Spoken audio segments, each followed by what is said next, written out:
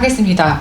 바쁘신 가운데 오늘 이렇게 이 자리에 함께 해주셔서 너무 감사하고요. 저는 오늘 당신의 눈으로 바라보는 미디어 세상의 사회를 맡은 청주여성의전화 대표 김현정입니다. 인사드리도록 하겠습니다. 네. 식상된 멘트 같지만 너무 사실 오늘 많은 분들이 못 오실까봐 코로나 이후에 사람들이 너무 모이기가 힘들어요. 걱정 많이 했는데 그래도 오신 분들만 간단하게 제가 소개를 드리도록 할게요. 늘봄에서 우리 활동가분들 오셨고요. 충북여성장애인연대 소속의 소장님과 또 활동가분 오셨습니다. 그리고 청주 IWCA의 우리 활동가분들 여럿이 오셨고요. 1366의 센터장님은 오시는 중인 것 같아요. 그리고 우리 도지경의 여학생 가정형 위센터를 운영하시는 우리 민현진 센터장님도 함께 하셨습니다. 그리고 또 우리 지역의 언론에 아주 건강한 언론을 만들고 계시는 김우린 MBC 충북의 김우린 PD님도 함께 오셔서 우리 한자리에 모였습니다. 자, 우리 이렇게 바쁜 가운데 함께 하셔서 너무나 감사드리고요. 사실 우리가 이거 준비하면서 사실 미디어에 대한 분석은 리터러시 운동은 꽤 오래전부터 했었죠. 근데 이제 저희 지역에서 저희 여성의전화에서 다뤄보기는 처음이라 고민 끝에 사업을 준비했습니다. 과거 TV나 라디오가 우리 대중매체가 전부였다면 지금은 여러분들이 넷플릭스 많이 보시고요. 왓챠, 쿠팡과 같은 다양한 OTT와 유튜브를 통해 자신의 취향에 맞는 미디어를 선택하고 소비합니다. 그리고 어떤 분들은 직접 릴스나 틱톡, 유튜브를 직접 생산하는 또 생산자이기도 하죠. 그래서 최근 넷플릭스에서 히트를 친 저는 흑백 요리사를 좀 봤는데요. 보셨나요? 네.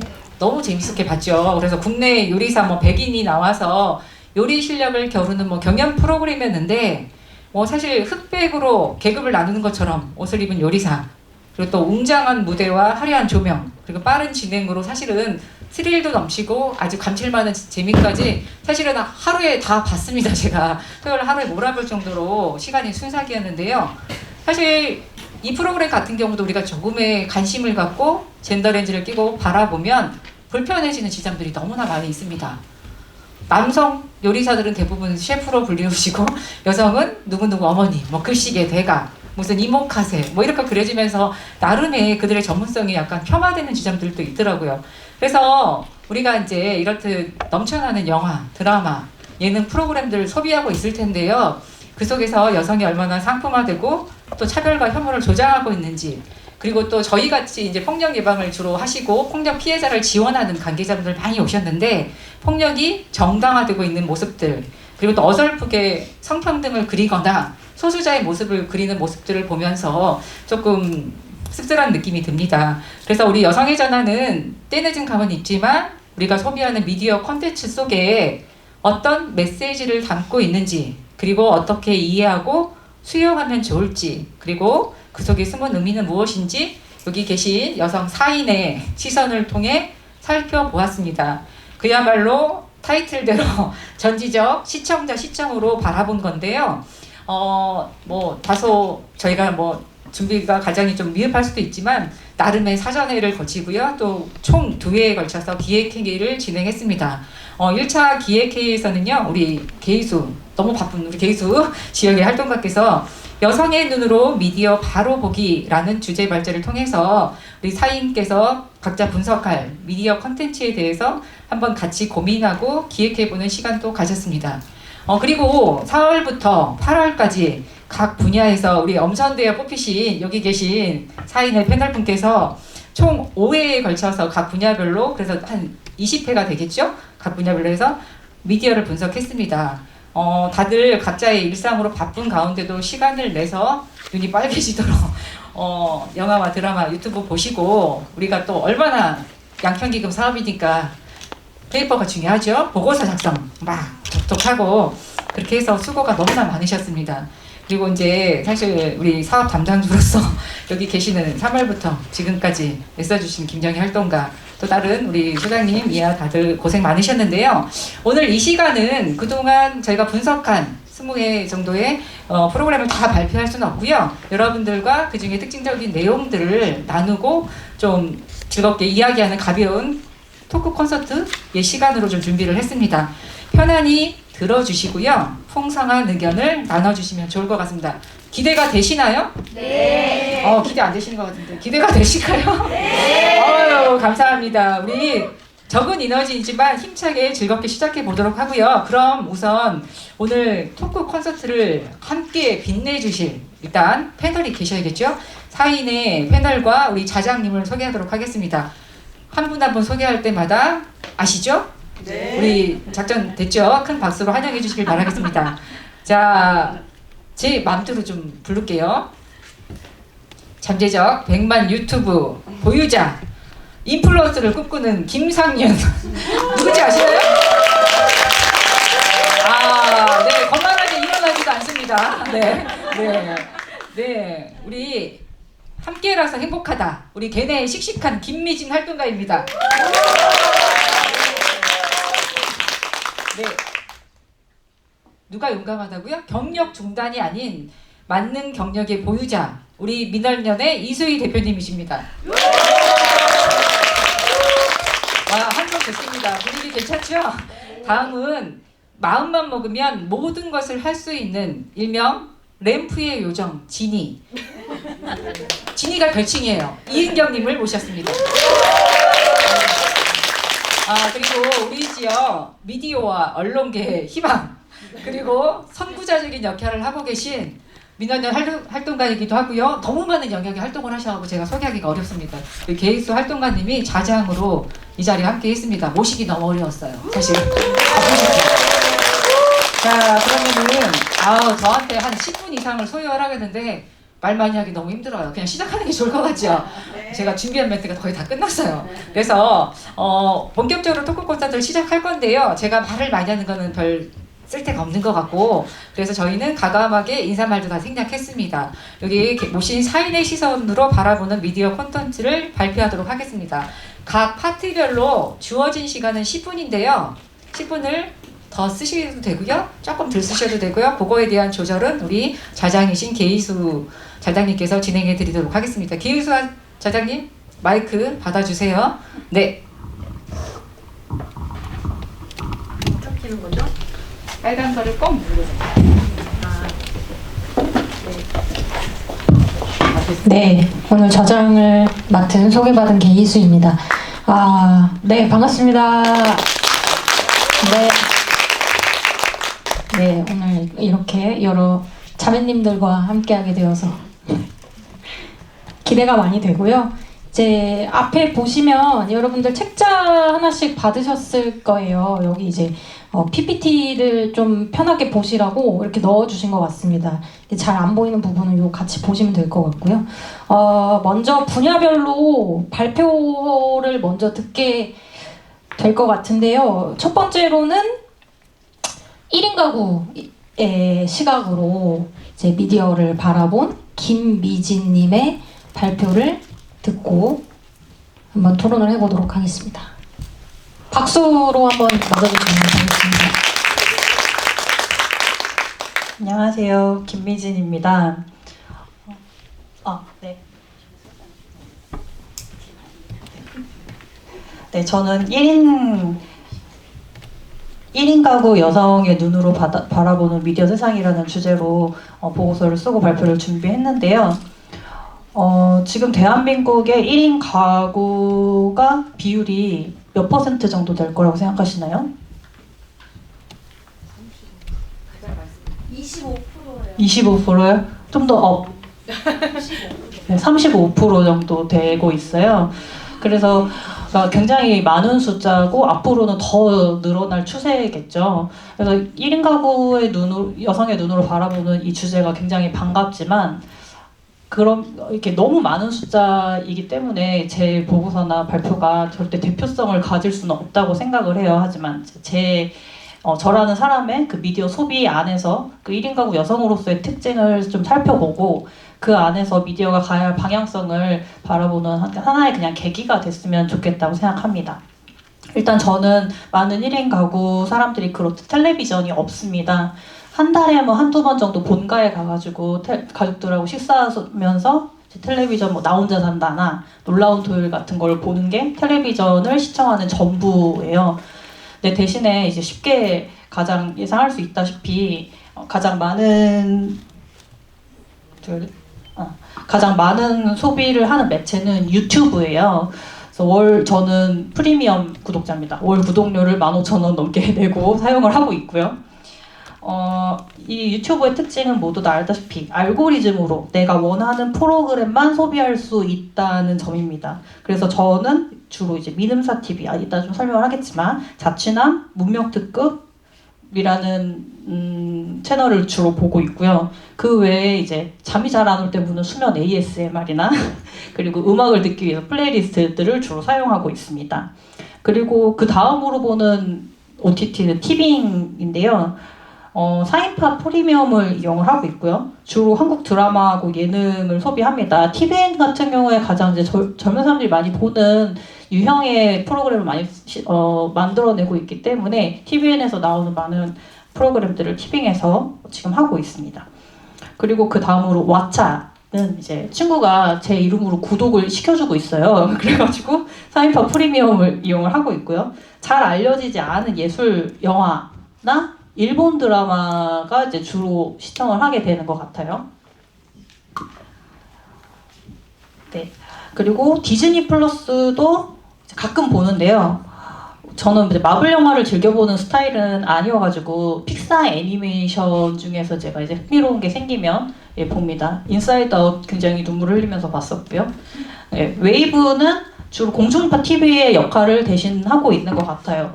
제가 한국 드라마를 너무 좋아해가지고 주변에 같이 팟을 해줄 사람이 없어요. 혹시 여기서 같이 팟을 해주실 분이 있다면 저한테 얘기해 주시면 같이 하면 좋겠습니다. 지금 1인 HD 화질로 월정액을 이용을 하고 있고요.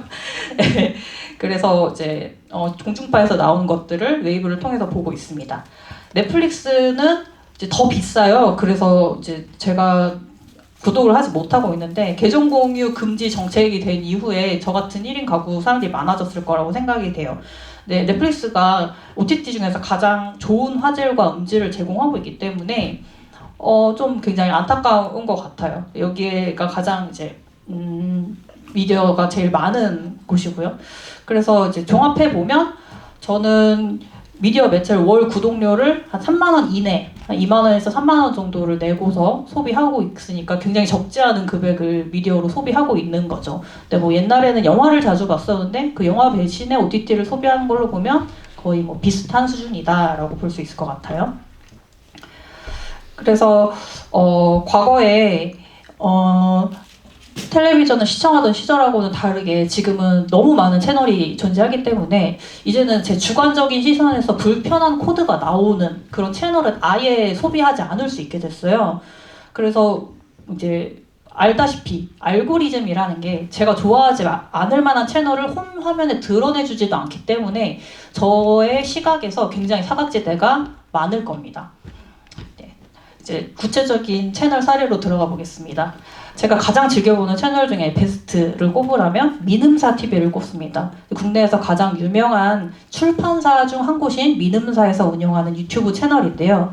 책을 쓰고 편집하고 디자인하고 마케팅하는 그런 사람들의 시선을 통해서 책을 읽고 싶게 만드는 채널입니다.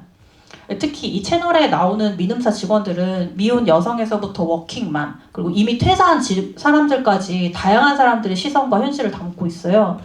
다양성과 페미니즘적 관점이 존재하고 있기 때문에 저 같은 사람은 아주 편안하게 볼 수 있는 채널입니다. 지상파 방송과 같이 이제 일명 남성 고위 관리직에 허락받은 프로그램이 아니기 때문에 좀 더 일상을 살아가는 보통 사람들이 만들어낸 이 민음사 TV야말로 진짜 좀 더 보통 사람들 현실을 반영하고 있는 채널이라는 생각이 듭니다.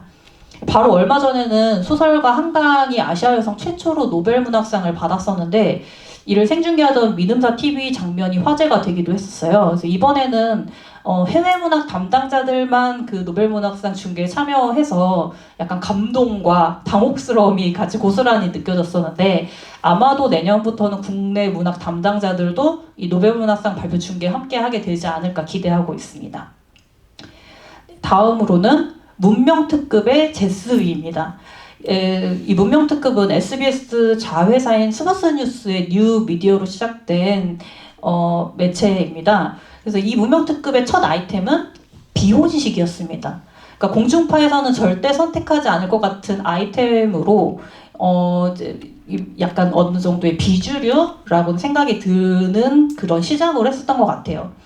그래서 문명특급의 이제 인터뷰로 이제 더 유명해졌는데 이 독특한 인터뷰 포맷이 오히려 이제는 공중파에서 따라하기까지 해서 더 익숙해지고 있어요.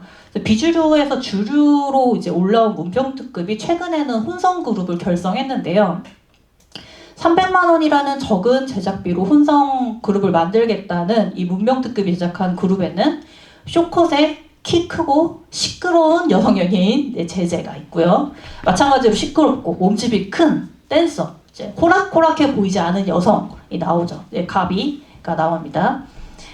다소곳하고 수줍음, 하지만 넘쳐흐르는 끼를 참을 수 없는 남성 멤버 승원수가 또 있습니다. 그래서 이 멤버들은 사회에서 규정화된 성별 캐릭터가 아니라 어느 정도의 비주류의 캐릭터라고 볼 수 있는데 이들을 주류화하는 데 성공했고요. 일명 다양성 그룹이라는 말로 불리기도 했습니다. 이들의 첫 번째 에피소드 베스트 댓글 중에 제가 기억에 남는 게 있어요. 뭔가 상상 외 조합인 것 같으면서도 대중들이 언젠가는 직면해야 했을 것 같은 그런 운명인 것 같아서 놀랍지 않다. 마치 직면해야 했을 운명일 것 같은 이들 그룹처럼 우리가 비주류로 여기는 다양한 사람들이 우리 일상의 바로 옆자리에 있을 것을 직면한 실제 하고 있는 그 우리 사회의 운명이 바로 앞으로 다가오고 있는 것 같습니다. 네, 다음으로는 뮤직비디오입니다. K-윌의 내게 어울릴 이별 노래가 없어. 6월 20일에 공개된 K-윌의 내 어이 없어라고 이제 줄여 말하는데요. 이거 14년 전에 반전 뮤직비디오로 전 세계에 오랫동안 이제 사랑받았었던 노래죠. 그 뭐였죠 제목이?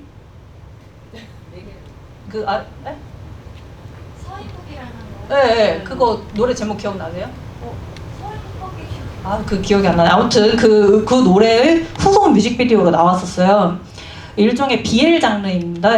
BL이라는 건 보이스 러브의 약자입니다. 남성 등장인물 간의 동성애를 다루는 어느 정도 이렇게 판타지성을 갖추고 있는 장르를 BL이라고 불러요. 이들이 동성이기 때문에 이루지 못하는 사랑을 슬퍼하고 그들의 사랑을 응원하게 되는 뮤직비디오입니다. 그래서 자연스럽게 성소수자의 삶을 우리의 현장에 끌고 오는데요. 이제 이 뮤직비디오가 좀 주목받아야 할 이유가 저는 있다고 생각을 해요. 물론 지금까지도 우리나라의 퀴어를 소재로 한 다양한 작품들이 화제가 된 적은 있습니다만 제 기억으로는 퀴어가 등장하는 인물들이 이제 그 배역을 신인 배우로 주연을 했고 그걸 등용문으로 사용했던 경우가 많습니다. 그리고 그 신인 배우는 그 작품 이후로는 그 자신의 퀴어 이미지를 지우기 위해서 부단히 노력하는 경우가 굉장히 많았어요. 그런 면에서 이번 뮤직비디오 같은 경우에는 현재 우리나라에서 오랜 기간 주연급으로 활동해온 배우가 퀴어 소재 작품에 등장한 거죠. 제 기억으로는 처음인 것 같아요. 그래서 드라마 속 등장인물 중 퀴어는 약간 이제 주변인으로만 등장해 왔었던 아니면 이제 웃음거리의 소재로 사용해 왔었던 그런 현재에서 벗어나서 퀴어의 삶을 정면으로 반영하고 지역으로 드러내서 그들이 실제함을 보이는 작품이 이 작품을 계기로 좀 더 늘어나면 좋겠다는 생각을 했습니다. 지금 이 PPT에는 준비되어 있지 않지만 아주 최근에 이제 퀴어 사례를 조금 더 덧붙이고 싶은데요. 드라마 정년이를 알 수 있을 거예요. 이제 최근에 2회까지 방영이 됐죠. 정년이는 등장인물 대부분이 여성으로 이루어진 우리나라에서 보기 드문 여성 중심 서사를 가진 드라마입니다. 하지만 이 드라마가 시작도 하기 전에 이 드라마가 웹툰 원작인데요. 그 원작의 부용이라는 캐릭터가 사라졌다는 소식에 많은 사람들이 굉장히 분노했었습니다. 부용이는 극중 굉장히 중요한 서사를 가지고 있는 인물인데요. 이 사람이 퀴어인 지점이 주목할 지점입니다. 아마도 이 퀴어가 가지고 있는 논란거리를 지우기 위해서 이 부용이라는 캐릭터 자체를 없애버린 것 같은데요. 퀴어 베이팅이라는 말을 혹시 들어보셨는지 모르겠습니다. 이 퀴어를 낚는다, 베이팅한다 라는 의미의 퀴어 베이팅은 퀴어 소비자의 관심을 낚지만 실제로 퀴어를 재현하지 않음으로써 혐오 세력들의 비난을 피하는 방법입니다. 이제 예를 들면 현재 상영 중인 대도시의 사랑법이라는 영화가 있습니다. 이 영화에서 퀴어는 굉장히 메인이면서 중심이지만 예고편에서는 이를 완전히 지우고 있어서 소비자로서는 이게 가벼운 헤테로 로맨스일 거라고 예상을 하고 가게 됩니다. 근데 거기 갔는데 퀴어 영화인 거죠. 그래서 당혹스러워 하기도 합니다. 이 영화가 원작은 소설인데요. 동명으로 이제 곧 드라마가 방영이 될 예정이에요. 이 드라마의 예고편은 이제 정반대로 남성 간의 키스를 정면에 내세웠습니다. 그러자 민원이 강하게 들어갔다고 해요. 그래서 유튜브에 올라왔었던 이 드라마의 예고편이 내려가는 일이 발생했다고 합니다. 당장 다음 주에 방영인데. 그래서 이게 퀴어를 혐오하는 게 좀 당당한 사회가 돼버린 것 같아요. 그러다 보니까 이 드라마 정년이에 부용이가 사라지게 된 이유도 이제 제작자 입장에서 영 이해가 가지 않기만 한 거는 아닌 것 같습니다. 하지만 이렇게 미디어에서 이렇게 퀴어를 지우는 거는 실제 우리 바로 옆에 있는 여러분들의 옆에 분명히 있을 성소수자를 더 고립시키기만 할 뿐이라는 걸 모두가 알면 좋겠습니다. 다음으로 로맨스 드라마의 여성들이라는 주제입니다. 이 로맨스 드라마라는 건 특징상 거기에 나오는 연애 양상을 통해서 그 시대 여성들이 바라는 연애 판타지는 무엇인지, 여성이 살아가면서 느끼는 고충은 무엇인지, 그 시대 사회의 성평등 직수는 어느 정도가 되는지 대충 짐작할 수 있는데요. 어떤 시절에는 여성 등장인물이 이제 부자 남성에게 애기야 가자 이런 소리를 들으면서 신분 상승의 기회를 약간 꿈꾸는 그런 신데렐라가 이제 유행인 시절이 있었죠. 또 어떤 시절에는 자신의 삶을 주체적으로 살아가는 포털 사이트 여성 임원이 10살 연하남의 저돌적인 플로팅을 받는 것에 열광하기도 합니다. 이렇게 흐름을 한번 쭉 볼게요. 20년 전 2004년도, 2005년도에 나왔었던 애기야 가자 다 아실 거예요. 파리의 연인. 심장이 딱딱해졌으면 좋겠어. 이거 기억나세요, 뭔지? 네, 김삼순. 내 이름은 김삼순이에요. 2013년도 이제 10년 차이인데요.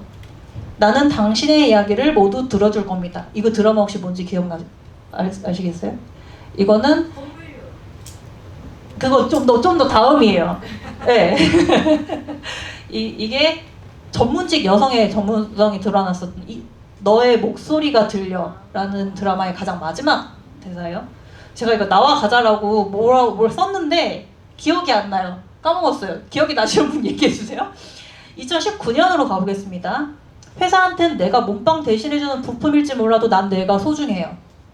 이게 건물류예요. 네, 검색어를 입력하세요. www. 여성 서사로 굉장히 화제가 됐었죠. 거기에 나온 임원들이 다 여성이고 여성 중심 서사였고 그 당시에 굉장히 새로웠었어요. 여성들이 이렇게 전면으로 나서서 직위를 갖고 있고 이렇게 권력을 갖고 있는 케이스를 이제 드라마에 낸 적이 별로 없었으니까. 그 밑에 자책하지 마세요. 후회도 하지 마시고요. 절대로 자책도 후회도 하지 않는 인간들 때문에 왜 우리가 그래야 돼요? 이 대사는 혹시 어떤 드라마인지 예측이 가시나요? 네, 이것도 페미니즘 드라마로 유명했었죠. 현직 판사가 드라마를 써가지고 유명했었던 미스 함무라비의 대사입니다. 네. 그래서 이렇게 20년 전부터 지금 2019년까지 흐름을 보니까 확실히 세상이 조금 변하긴 했다. 지금도 갑갑하긴 한데 예전에 비해서는 어느 정도 성평등한 사회로 조금씩 변하고 있다는 게 느껴지기도 해요. 옛날에는 이제 소위 벽치기 키스라고 해가지고 그거를 우리가 로맨틱해라고 느끼던 시절도 있었습니다만 사실 요즘에 그런 장면이 나오면 이거 성폭행이다라는 말 안 나올 수 없거든요. 네, 그래서 좀 어느 정도 변화가 있기는 있단 더디지만 네, 그런 흐름을 볼 수 있을 것 같습니다. 최근 이제 2024년의 드라마를 보겠습니다. TVN에서 나온 TVN에 나오는 졸업이라는 드라마입니다. 이 드라마는 백델데이 2024, 그러니까 영상 매체를 바라보는 관점을 성평등으로 삼고자 하는 것을 이제 백델데이 24로 이제 선정을 하고 있는데요. 그 드라마 10개 중에 하나로 선정됐었습니다. 여기 드라마에 나오는 여성들은 비단 주인공뿐만 아니라 작은 캐릭터 하나하나까지도 입체적입니다. 그 사람들은 흔히 매체에서 보이는 어떤 캐릭터의 단편적인 성격과는 다르게 선하기만 하거나 악하기만 하거나 하지 않고요. 돈과 명예에 휘둘리기도 해요. 그리고 한편으로는 그런 자신을 또 부끄러워하기도 하고 반성하고 참여의 모습을 보이기도 합니다. 이 드라마에서도 물론 다양한 빌런들이 존재하는데 주인공을 오랫동안 짝사랑하다가 이 여성 주인공이 다른 그 옛 제자, 남성 제자인 준호하고 사랑에 빠지자 이 질투심에 눈이 멀은 혜진을 망가뜨리기에 진심을 다하는 그런 남자 선생님이 등장해요. 언뜻 보면은 이제 그의 배신감과 분노를 이해할 수도 있는 것처럼 이제 표현이 되기도 하는데 그렇게 느끼는 시청자들에게 이렇게 말을 하는 것처럼 이런 대사가 나옵니다. 그거 범죄자 마인드입니다. 내가 너 때문에 이렇게 나쁜 사람이 됐다. 그거 범죄자들 논리예요. 라고 해요. 그러니까 마치 요즘에 널 너무 사랑해서 이렇게 나쁘게 됐어. 라고 하면서 데이트 폭력을 정당화하는 그런 범죄자들의 뒤통수를 때리는 것 같은 문장이었습니다. 네, 그 다음 손해보기 싫어서라는 드라마 나와서 저 요새 최근에 이제 네, 죄송합니다. 빨리 할게요. 네. 지난달에 종영했는데 아마 이거는 백달대 2025에 선정되지 않을까 기대하게 됩니다. 이 드라마 여성들은 굉장히 노골적으로 보입니다. 평범한 직장인 여성이 출세욕이 있는 것도 나오고요. 자기 앞길을 가로막는 인간들을 향한 폭력성도 드러나고요. 30살 생일 파티 여성의 생일 파티 선물로 딜도 세트가 나옵니다. 이게 나중에 이 딜도 세트는 가정폭력범을 때려잡는 실제로 때려잡는 무기가 되기도 합니다. 아무튼 성욕, 출세욕, 폭력성 등 여성의 욕망을 전면으로 드러내는 드라마는 굉장히 오랜만이라서 반가웠고요. 뿐만 아니라 폴리아모리, 다자연애라고 하죠. 계획되지 않은 임신, 여성의 임신 중단권, 출산 이후에 여성의 삶을 고민하는 모습 등 아직까지도 우리나라에서 터부시되는 그런 소재들도 보여줬습니다. 또 가정폭력 피해자를 과도하게 불쌍하게 그리거나 혹은 가해자의 혈연으로 엮인 그런 가족으로 책임져야 할 대상으로 그리거나 하지 않았습니다. 그러니까 누구에게나 생길 수 있는 폭력의 상황에서 누구나 보호받아 마땅하다는 점을 그려주었고요. 노골적인 소재들을 유쾌하고 세련되고 재밌게 그린 근래 보기 드문 드라마였기 때문에 베스트 드라마로 강력 추천합니다. 네, 다음은 죄송해요. 여기 그 손해보기 싫어서에 나오는 대사들인데요. 남성의 대사예요. 이거는 내가 이 집에 와도 내 몸은 내 거예요. 그리고 내 몸은 마음이랑 세트야. 마음 없이 그러는 거 절대로 안 돼. 이런 거는 여성들이 할 것 같은 말이잖아요. 마음 없는 성적 접촉은 하지 않겠다. 근데 이걸 남성이 얘기하고요. 여기서 여성 대사예요. 운동기구처럼 나 붙잡고 땀 흘리고 갔다니까? 아유, 뭔지 알겠죠? 네, 이런 대사가 나옵니다. 굉장히 재밌어요. 강추하겠습니다. 반면 워스트 드라마, 좀 기네요. 네.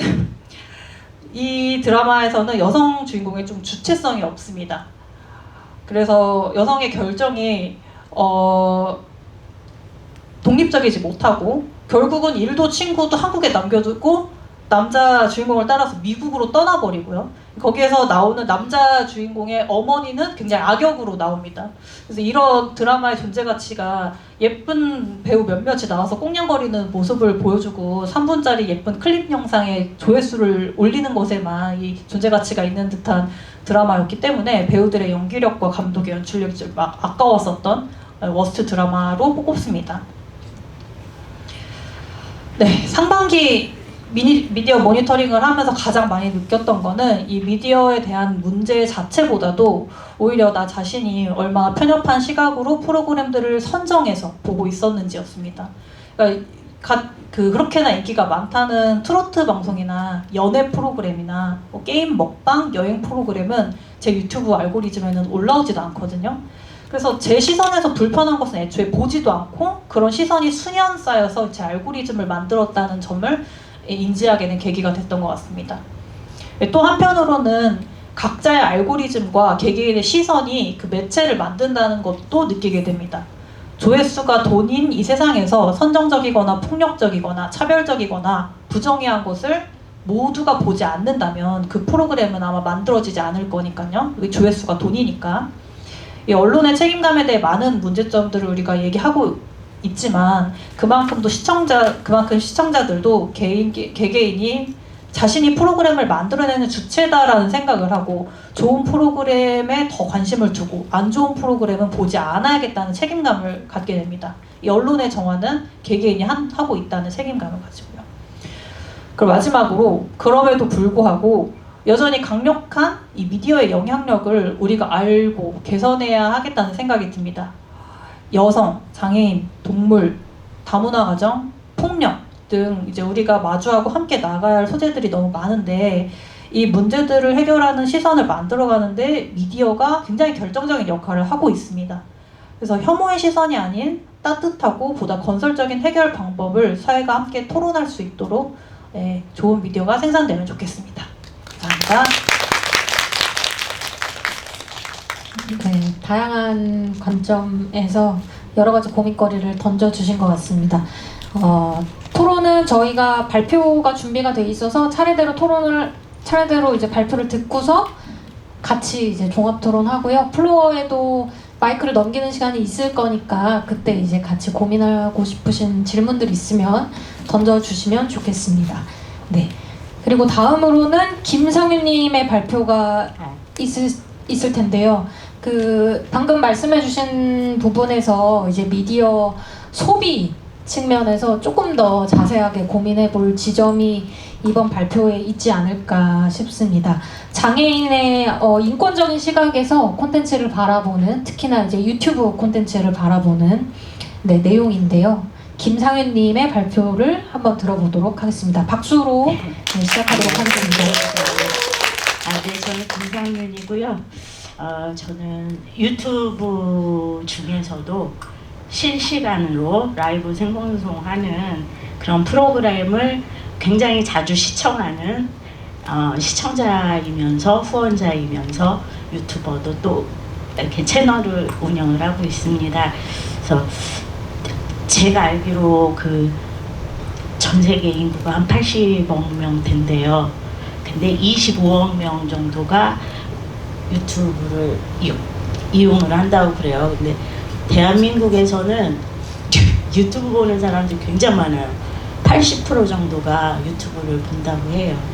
근데 이제 제 처음에는 유튜브를 보게 된 계기가 먹방이었어요. 먹방 유튜브를 보는데 이제 조회수가 안 나오니까, 조회수가 우리가 알기로 뭐 몇만 조회수가 되면 이 유튜브가 돈을 좀 많이 벌 거라고 기대를 하는데 실상은 그렇지가 않은가 봐요. 그래서 이 사람이 언제부턴가 실시간으로 방송을 켜고 방송을 하는데 여기에 출연자를 등장을 시키는데 지적장애인 왜 출연을 시키냐, 그러니까 생방송을 진행하다 보면 자기 혼자 오디오를 채우고 이야기를 나누는 것만으로는 부족해요. 잘 들리시나요? 부족해요. 부족해서 그러니까 유튜브를 하는 이유는, 가장 큰 이유는 돈이에요. 돈을 벌고 싶어서 하는 건데 조회수로 돈을 못 벌 바에는 그 영상을 포기하고 실시간 라이브를 키는 거예요. 그리고 후원금을 받아서 이제 자기 경제적으로 이제 이득을 취하는 건데, 우리 아까 80억 명 중에서 25억이 보고 대한민국에서 80%가 본다고 하는데, 그러면 이 80% 중에서 여기 우리 미진 선생님처럼 이런 좋은 컨텐츠를 보는 분들이 99%겠죠. 네, 맞죠? 그리고 이렇게 지적장애인들이 이런 방송이 있었어? 실시간으로 막 장애인을 학대하면서 돈을 버는 이런 채널이 존재? 이거는 진짜 발톱에 때 낀 먼지의 티값이에 찌끄레기만도 못한 비율이에요. 솔직히. 그래서 이런 채널을 알고 있다는 제 자신이, 나는 어떻게 하다가 이런 알고리즘을 타서 정말 이 밑바닥을 봤을까? 저는 밑바닥이기 때문입니다. 그래서 그 방송을 보면서 이거 굉장히 심각하구나. 저도 장애인이지만 지적장애인들이 이렇게 상품으로 소비되는, 유튜브 플랫폼 안에서 소비되는 요거는 굉장히 심각하구나.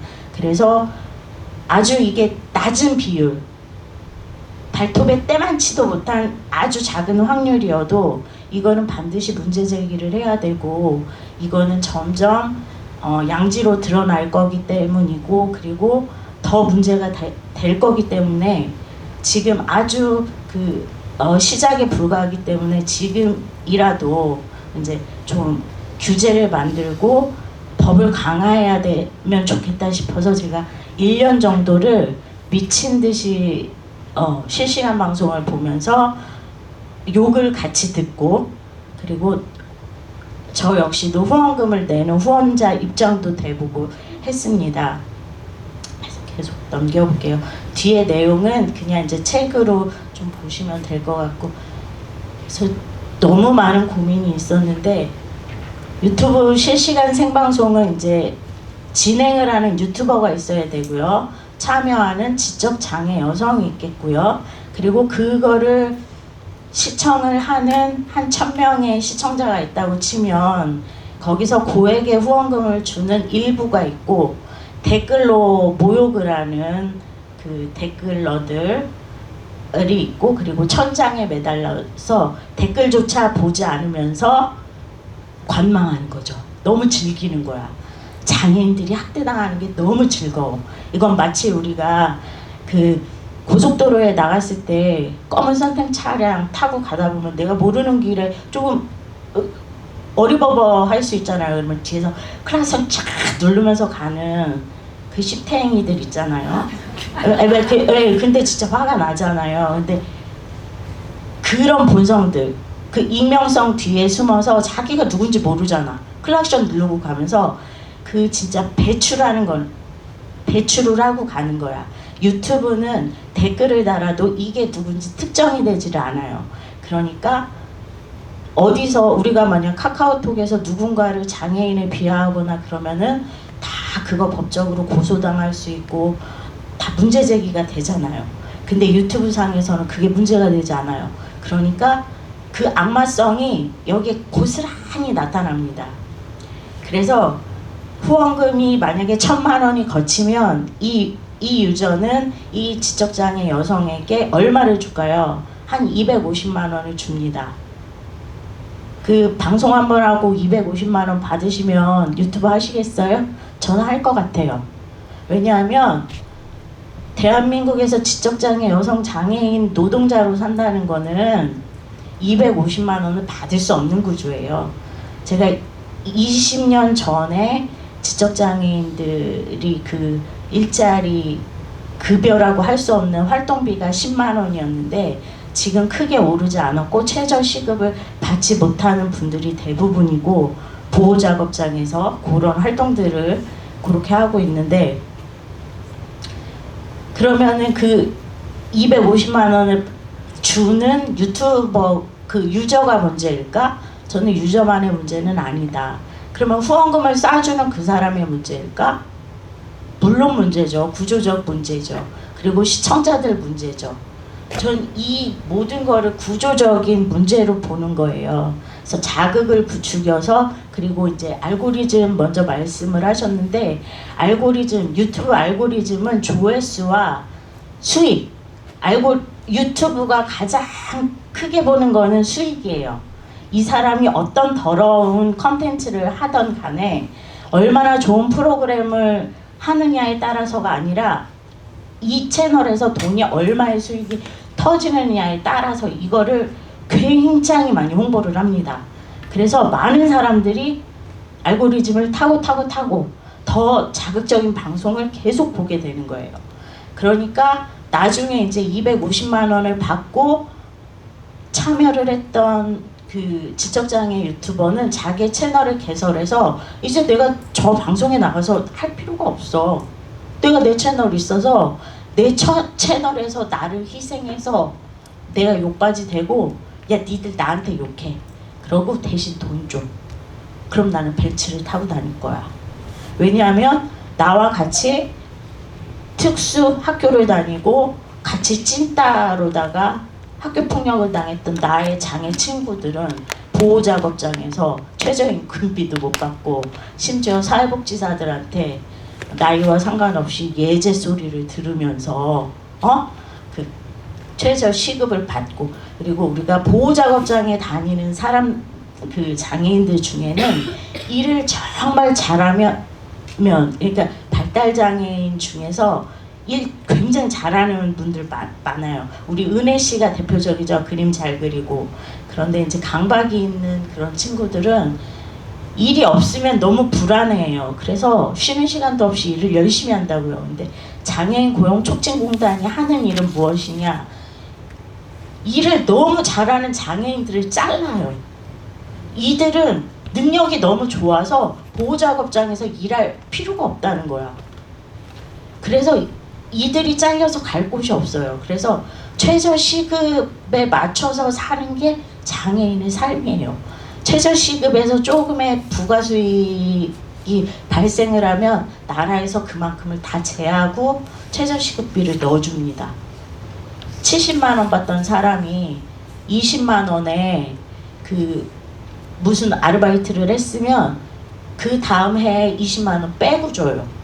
그렇기 때문에 진짜 그래서 제가 주장하는 거는 이럴 바에는 장애인 고용촉진공단 같은 거 없애고 차라리 그 유튜브 같은 거 왜 그 단순 노동을 지적장애인이 해야 하며 외국인 근로자들이 해야 합니까? 미디어 세상에 이렇게 유튜브라는 좋은 플랫폼이 있는데, 그래서 저는 이 사람들이 그래서 그 지적장애인들이 이렇게 유튜버로 활동하면서 그 욕을 먹는 걸 보면서 너무 처음엔 큰 충격이었는데, 그래서 그러면은 이거는 우리 모두의 잘못이면서 우리 이걸 알고 있던 몰랐던 방관자들, 그리고 가장 책임이 있는 거는 이 유튜브 플랫폼, 그러니까 수익을 창조해내기 위한 그 유튜브가 가장 큰 문제고, 그리고 유튜브는 세계적인 거고 미국 기업이잖아요. 그거 손 쓸 수 없는 구글 코리아에서 무엇도 그 법으로 아무것도 없어요. 이런 걸 제재하거나 이런 상황이. 그리고 정부도 손을 놓고 있고 방송통신위원회는 뭐 말할 것도 없고요. 그래서 저는 너무 제가 뭘 만들고 이런 사람은 아니지만 제가 저기 한 바로는 그냥 대안이었으면 좋겠다 싶은 거는 딱 그거예요. 개인의 윤리적 문제가 아니고 구조적 문제로 이 사안을 봐야 된다. 그래서 이 자극을 부추기고, 그리고 유튜버들과 후원자와 시청자들과 그들이 그렇게 만들어가는 걸 굉장히 나쁘다고 말하는 게 아니라 그걸 이해하면서, 이게 제가 저 제목이 어마어마하다라는 표현을 했잖아요. 저 부정적인 그 언어가 아니잖아요. 어마어마하다는 거는 저는 가능성을 봤기 때문에. 그래서 저는 지적장애인들도 충분히 미디어 교육이 가능하고, 그리고 단순 조립이 아니라, 그리고 그러니까 비장애인이 시키는 단순 노동이 아니라 무슨 교육을 통해서, 미디어 교육을 통해서 그들이 할 수 있는, 정말, 그리고 지적장애인들이 핸드폰 어지간한 분들보다 훨씬 잘 만져요. 찾아내고. 그래서 그들이 원하는, 그리고 능력도 좋아요. 지적장애인이지만 욕을 어찌나 맛깔나게 하는지 저는 막 힐링도 받아요. 그분들이 세상에 얼마나 욕하고 싶겠어. 사회복지사들한테 매일 욕 당하고 살았는데, 제가 그 20여 년 전에 10년 동안 여성장애인 운동을 하고 그냥 제가 명예훼손으로 걸려도 할 수는 없는데 증평 나가는 보람동산이라는 곳에 10년 만에 재취업을 했습니다. 재취업을 했는데 재취업을 어렵게 해서 들어갔는데, 첫날 거기 있는 그 20대 사무국에서 일하는 여자가 언니는 청주대학교 교수라고 해요. 그 교수 동생이어서 거기서 일을 하게 된 건데, 나이 많은 분들한테 야 개새끼야 거기서 이렇게 하고, 또 사회복지사들은 그냥 다 남자는 야이 개새끼고 여자는 야이 쌍년이에요. 그걸 보고 너무 충격을 먹어서 제가 3일 만에 그 남자 사회복지사하고 멱살잡이를 하고 이제 그런 상황이 있었는데, 너무 충격을 받은 건 20여 년이 지났지만 결코 변하지 않았다는 거. 그래서 네, 저는 지금 그래서 이제 간단하게 구조적 변화 어떻게 필요한지 요것만 좀 말씀드릴게요. 말씀하셨는데 진짜 미디어 리터러시 교육 우리가 좀 자세히 좀 받아서 책임 의식을 좀 높이고, 그리고 지적장애 여성들이 노동 환경이 어떤지, 그리고 경제적으로 자립할 수 있도록 여성 장애인들이, 그래서 미디어에서 여성 장애인들을 위한 경제적 자립을 위한 그런 일자리 창출이 가능할까, 이런 거에 대해서 다시 한번 생각해 봤으면 좋겠습니다. 이상 마치겠습니다.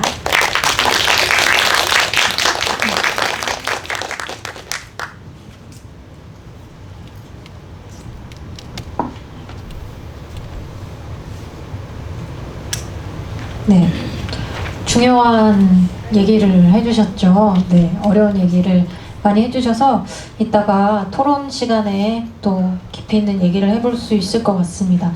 다음으로는 경력 중단 여성의 시선으로, 이제 경력 중단 여성은 사실 아니시긴 한데 이제 저희 단체 대표님이신데, 이제 같은 여성으로서 이제 보통은 아이를 이제 결혼을 하고 출산을 한 여성들이 이제 사회에 다시 진입하기에 좀 어려움을 많이 겪고 있고, 미디어에서도 그런 부분들을 많이 다루고 있는데 과연 그것이 제대로 다뤄지고 있는가를 좀 살펴봤습니다. 이수희 님이 네, 발표해 주시겠습니다. 박수로 맞아주시면 감사하겠습니다. 네, 안녕하세요. 소개받은 이수희라고 합니다. 네, 저는 드라마를 중심으로 경력 중단 여성의 현실을 살펴봤습니다. 제가 본 드라마는 총 5개였는데요. 다 보셨나요 혹시? 로맨스는 별책부로, 그 다음에 18 어게인, 그 다음에 며느라기 2, 닥터 차정숙, 잔혹한 인턴, 이 5 드라마를 봤습니다. 이 중에서 저는 로맨스는 별책부록이랑 닥터 차정숙은 봤었고요. 그 본 방송을 할 때 봤었고요. 이번 모니터를 하면서 그 나머지 3개의 작품들을 다시 한번 보게 됐습니다. 이 드라마들을 보면은 우선은 특징이 다 지상파의 드라마가 아니라는 겁니다. 대부분이 TVN이나 JTBC 그리고 OTT 서비스, 뭐 티빙 오리지널 이런 데서 찾아볼 수 있는 드라마였고요. 그리고 이 드라마들이 최근 이제 2019년부터 2023년까지 정말 최근에 이 경력 중단 여성의 현실을 드라마의 소재로 많이 쓰는구나라는 거를 알 수 있었습니다. 그러니까 2019년 이전에 나왔던 드라마에는 이런 내용들이 별로 없었다라는 거죠. 이 이야기는 결국 이 사회적으로 이 경력 중단 여성 문제가 심각하다라는 요구가 많아지니까 이런 드라마 제작자들도 그런 데에서 소재를 좀 차용하는 것이 아닌가. 옛날에는 왜 그 실장님과 그 신데렐라 뭐 이런 드라마류가 많았잖아요. 근데 이제 드라마 시청자층이 요즘 또 2030 세대는 드라마를 또 좀 잘 안 보기도 하고, 또 연령대가 높아지면서 자연스럽게 그 또래 여성들이 갖는 고민들이 드라마 주제로 등장하는 것이 아닌가 싶습니다. 그리고 앞서 말씀드렸던 그 5개의 드라마는 다 엄청나게 언론의 호평을 받았습니다. 특히 잔혹한 인턴이라는 드라마는 그 경력 중단 여성의 문제를 아주 잘 꼬집어서 엄청나게 시청자들로부터 좋은 반응을 이끌어냈습니다. 이들 드라마를 보니까 처음 시작은 다 이 장면으로 시작해요. 이 주인공들이 면접을 보러 갑니다. 어떻게 해서 면접까지는 간 거죠. 근데 면접에 등장하는 그 면접관들이 하는 질문들이 다 거의 같습니다. 몇 년이나 놀았네요. 야근은 할 수 있나요? 뭐 이런 식으로. 그 다음에 나이 어린 상사랑 잘 지낼 수 있냐? 그리고 너는 남편이 있는데 꼭 돈을 벌어야 되느냐? 그리고 커피 타고 잔심부름 하는 일인데 할 수 있겠어요? 이런 질문을 면접에서 던집니다. 이것은 사실 실제 현실을 보여주는 거이기도 하고 이 경력중단 여성의 현실을 다루는 드라마이다 보니까 이런 문제들을 꼬집기 위해서 조금 더 극화시켜서 등장하는 질문들일 수 있겠지만 실제 경력중단 여성들이 재취업 현장에 나갔을 때 이런 식의 질문을 받고 있다는 것도 반영되어 있다라고 볼 수 있겠습니다. 그래서 이 질문들만 보면은 경력중단 여성들이 갖는 일자리는 다 되게 질 낮은 일자리 아니야? 좀 이렇게 진짜 경력을 활용하는 일자리가 아니라 잔 업무, 그리고 누군가를 보조하는 역할, 뭐 이런 식의 자리만 주는 것이 아닌가라는 그런 생각을 하고 있습니다. 생각을 들게 합니다. 그리고 가장 심각한 것은 여성들이 이 경력 중단이 된 이유가 이 육아나 뭐 이런 문제인데 이거를 전혀 인정하지 않고 몇 년이나 놀았네요. 7년이나 놀았네요. 네가 노는 동안 너는 아무것도 하지 않지 않았느냐라는 그런 식의 질문을 합니다. 이것은 이 육아를 해본 우리들은 알잖아요. 이런 말 들으면 이게 노는 게 아닌데 이 집에서 논다라는 이것이 아직도 우리 사회에 이제 기저에 좀 깔려 있는 게 아닌가 싶습니다. 예. 그리고 두 번째로 또 나왔던 것들이 이 경력중단 여성이 재취업에 나섰을 때 이 드라마의 주인공들은 엄청나게 이제 급박한 사정이거든요. 이혼도 했고 혼자서 자식도 키워야 하고 경제적으로도 어렵고 뭐 이런 적이기 때문에 이제 취업에 나선 건데 이 들어간 직장에서 만난 상사들은 상당히 부당한 일을 합니다. 부당한 일을 시킵니다. 이 첫 번째 장면에서 수습 기간 내에 알아서 나가게 해. 이 부분은요. 18 어게인에 나오는 그 부분 장면인데요. 18 어게인의 주인공은 능력이 엄청 탁월합니다. 그런데 이 상사는 아줌마니까 빨리 내보내야 된다. 이 수습 기간에 어떻게 해서든 저 인턴을 내보내라고 그 상사에게 다른 부하 직원에게 이렇게 아주 노골적으로 지시를 합니다. 그리고 이제 잔혹한 인턴 같은 경우에는 그 주인공이 라미란이었는데요. 라미란과 아까 그 엄지원이 두 사람이 예전에는 예전 직장 동기였는데 이제는 이제 위치가 바뀐 거죠. 라미란은 인턴으로 들어갔고 그다음에 이제 엄지원은 그 상사가 된 거죠. 근데 라미란에게 네가 우리 직원들을 이런 식으로 해고 사회를 만들어서 내쫓으면 너한테 과장 자리를 주겠다라는 말도 안 되는 그런 지시를 하게 됩니다. 이것들은 다 주인공들의 그 절박한 현실을 알기 때문에 역으로 이렇게 이용하는 것이 아닌가 싶습니다. 그래서 이게 드라마니까 조금 이렇게 극적인 상황을 만들기 위해서 이렇게 하는 거라는 거를 좀 이해한다 하더라도 자칫하다가는 경력중단 여성은 재취업을 하게 되면은 시키는 건 다 해야 되는 처지에 시키는 건 다 해야 되는 그런 상황을 당연하게 받아들여야 되는 것이 아닌가라는 그런 분위기를 또 조장할 수 있는 우려가 있다고 생각합니다. 그리고 이제 닥터 차정숙의 한 장면인데요.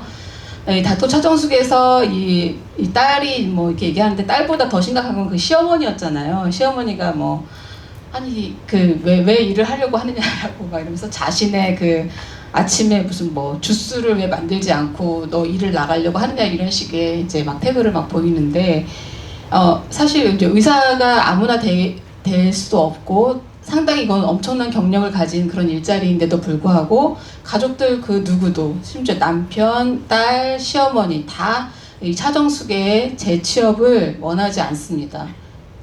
여행이나 가라, 쇼핑이나 해라, 뭐 이런 식의 저기를 하죠. 가족들 자체가 이 경력중단 여성이 새로 일하고자 하는 그 마음을 이해하지 않는 현실을 이렇게 보여줍니다. 그리고 또 이제 나오는 장면들이 이 직장 내에서 사실 이제 워킹맘도 고생스럽지만 이제 갓 결혼을 하고 임신을 계획하거나 또 임신을 한 여성 직원의 경우에는 내가 다시 돌아올 수 있을까를 엄청나게 고민을 많이 하죠. 그래서 이 잔혹한 인턴에 나오는 사례인데요. 이 현실적으로 정말 직장 내에서 이 임신한 여성이 갖는 그런 고민을 많이 이렇게 잘 보여주고 있습니다. 자기가 되게 열심히 공부해서 들어온 회사인데 애 때문에 일 못한다는 소리를 들을까봐 걱정된다, 이런 얘기를 많이 하고 있는 현실을 보여줍니다. 그리고 이제 이 며느라기 2는 이제 며느라기 1에서 왜 처음 나왔을 때 이게 좀 엄청나게 호응을 많이 받았잖아요. 근데 또 우리 여성들은 그걸 보면서 저 살인이 진짜 너무 답답하다, 고구마를 진짜 100개는 먹은 것 같은 그런 태도를 보여준다고 우리 또 얘기를 많이 했었는데요. 이 며느라기 2에서는 이제 살인이가 임신을 하는데 걱정을 너무너무 많이 하는 모습들을 이렇게 보여줍니다. 그래서 이게 이 살인이에게는 그 직장에서 되게 능력 있는 워킹맘도 많이 등장하고 살인이를 도와주려고 하는 워킹맘도 있긴 있었지만 정작 그게 본인의 일이 되면은 엄청나게 고민을 많이 할 수밖에 없는 그런 사회적 현실을 잘 보여줍니다. 그래서 정말 임신이 축복이 아니라 걱정거리이고 이게 다시 복직을 할 수 있는지 이 경력 중단부터 먼저 생각해야 하는 그런 현실을 보여줘서 이렇게 정리를 해봤고요. 그리고 이제 이 육아휴직 제도에 대한 사람들의 이제 의견도 드라마에 제시가 됩니다. 특히 젊은 직원들, 더군다나 이제 비혼주의자라든지 전혀 결혼 생각이 없거나 결혼을 해도 아이를 낳지 않으려고 하는 사람들한테는 이 육아휴직 제도라는 것이 우리에게는 별로 쓸모없는 제도이고, 그러니까 임신한 여성들한테만 필요한 제도인데 이것도 일종의 특혜 아니냐, 이런 식의 이 의견을 드라마에서 이렇게 보여줍니다. 그리고 제일 많이 하는 걱정들이 아니 저 사람이 육아휴직을 가면 남은 일은 다 우리가 나눠서 해야 되는 거잖아. 그럼 내 업무가 늘어나는 거잖아. 이런 식의 걱정을 되게 많이 합니다. 사실 노동자가 육아휴직 제도를 쓸 경우에는 그 업무를 대신할 대체 노동자를 구하거나 뭐 이런 식의 그 고용주가 이렇게 신경 써야 될 그런 부분들을 다른 직장 동료들이 나눠 가져야 하는 현실을 잘 보여주고 있습니다. 그래서 이 육아휴직 제도가 상당히 엄청나게 이 경력 중단 여성들에게는 상당히 좋은 제도이잖아요. 육아휴직 제도가 있기 때문에 육아휴직 제도를 잘 활용한 다음에 자신의 일터로 되돌아가기를 원하긴 하지만 이 육아휴직 제도 자체를 나는 되게 고맙게 생각했는데 내 주변의 직장 동료라든지 그런 또 육아휴직을 신청하는 거를 반가워하지 않는 직장 상사를 현실에서 만난다면은 참 그것도 마음이 되게 고통일 거라고 생각합니다. 그래서 이 육아휴직 제도가 보편적인 제도이고 또 특정인의 특혜가 아니라 누구나 다 누리는 제도라는 그런 것들을 더 신경 써서 바꿔내야 된다라고 생각합니다. 이것은요, 이제 그 EBS에서 이제 그 저출생 문제를 다루는 다큐의 한 장면인데요. 대한민국의 출생률을 들은 이 조앤 윌리엄스 교수가 대한민국 완전히 망했다. 이제 너희들 이제 망했다, 이런 식의 너무 충격을 받은 모습, 그 장면이 되게 화제가 된 적이 있습니다. 우리는 이 저출생 문제가 상당히 오래되었고 되게 심각한 문제라는 것을 알고 있으면서도 잘 둔감하게 느꼈지만 이 인과학자들의 눈에 봤을 때는 정말 대한민국의 미래가 과연 있다고 볼 수 있을지 걱정스러울 정도로 엄청나게 심각한 현실이라는 거죠. 이 대한민국이 망할 수밖에 없는 이유는 바로 이 경력 단절 여성들의 문제가 있다고 생각합니다. 여성이 아이를 갖고 이 육아휴직을 하고 이러면 자연스럽게 일을 그만둘 수밖에 없다라는 그런 사회적 인식이 팽배한 가운데 어떤 여성이 출산을 선택하고 육아휴직을 선택을 하겠습니까? 실제로 이 통계에 따르면 경력 단절 여성일 경우에는 정말 일자리를 잃을 확률이 높은 걸로 나와 있습니다. 그래서 이 경력 단절 문제를 해결하지 않으면 정말 심각하다. 그래서 이 문제를 해결하려면 어떤 게 필요하냐라고 생각했을 때 저는 무엇보다 우리 사회가 이 돌봄 노동에 대한 인식을 좀 제대로 가져야 한다라는 거죠. 여성의 돌봄 노동이 당연한 거라든지 뭐 이런 식으로 취급당해서는 절대 안 된다라는 거 하고요. 그리고 이제 뭐 여성의 재취업에 대한 사회 분위기 바꿔야 이렇게 썼는데 요새 그 경력 중단 여성을 지원하는 뭐 정부 자체의 프로그램도 많기는 합니다. 근데 그런 것들이 실질적으로 별로 이렇게 경력 중단 여성에게는 이렇게 도움이 되지 않는 것이 또한 현실이고요. 그리고 앞서 모니터한 대상의 드라마들은 사실 저는 그것도 다 일종의 판타지 같았습니다. 왜냐하면 그 주인공들에게는 뭐 이혼을 당했는데도 연하남의 그 멋진 남자가 있고, 또 아이고 10년 만에 다시 공부해도 그 의대 그 인턴고시에 딱 합격할 수 있는 능력이 있고, 이게 쉽지 않은 일인데 되게 쉬운 것처럼 탁탁 이렇게 해결이 되잖아요. 그래서 이 드라마에서 경력 중단 문제를 어떤 일종의 그냥 장치로만 이렇게 보여주는 게 아니라 그 좀 현실을 좀 제대로 좀 보여줘야 되는데, 그렇게 현실을 제대로 보여주는 드라마는 없고, 왠지 그 경력 중단 여성을 약간 그 소재로만 가볍게 다루는 것 같아서 그게 가장 큰 문제라고 생각합니다.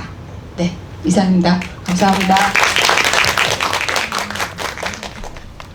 앞에서 쭉 들어보면서 느꼈지만 우리가 미디어가 꼭 미디어 안에서만 소비되고 끝내는 게 아니고 사회와 계속 상호작용하면서 사회를 반영하기도 하고 또 사회를 이제 이끌어가기도 하는, 문화를 이끌어가기도 하는 그런 부분들을 계속 확인할 수 있는 것 같습니다.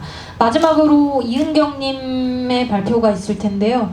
이 은경님은 젠더폭력과 성차별 의 관점에서 젠더적 관점으로 다양한 미디어 콘텐츠를 이제 살펴보셨습니다. 발표 박수로 맞이해서 듣고 토론으로 이어가 보도록 하겠습니다.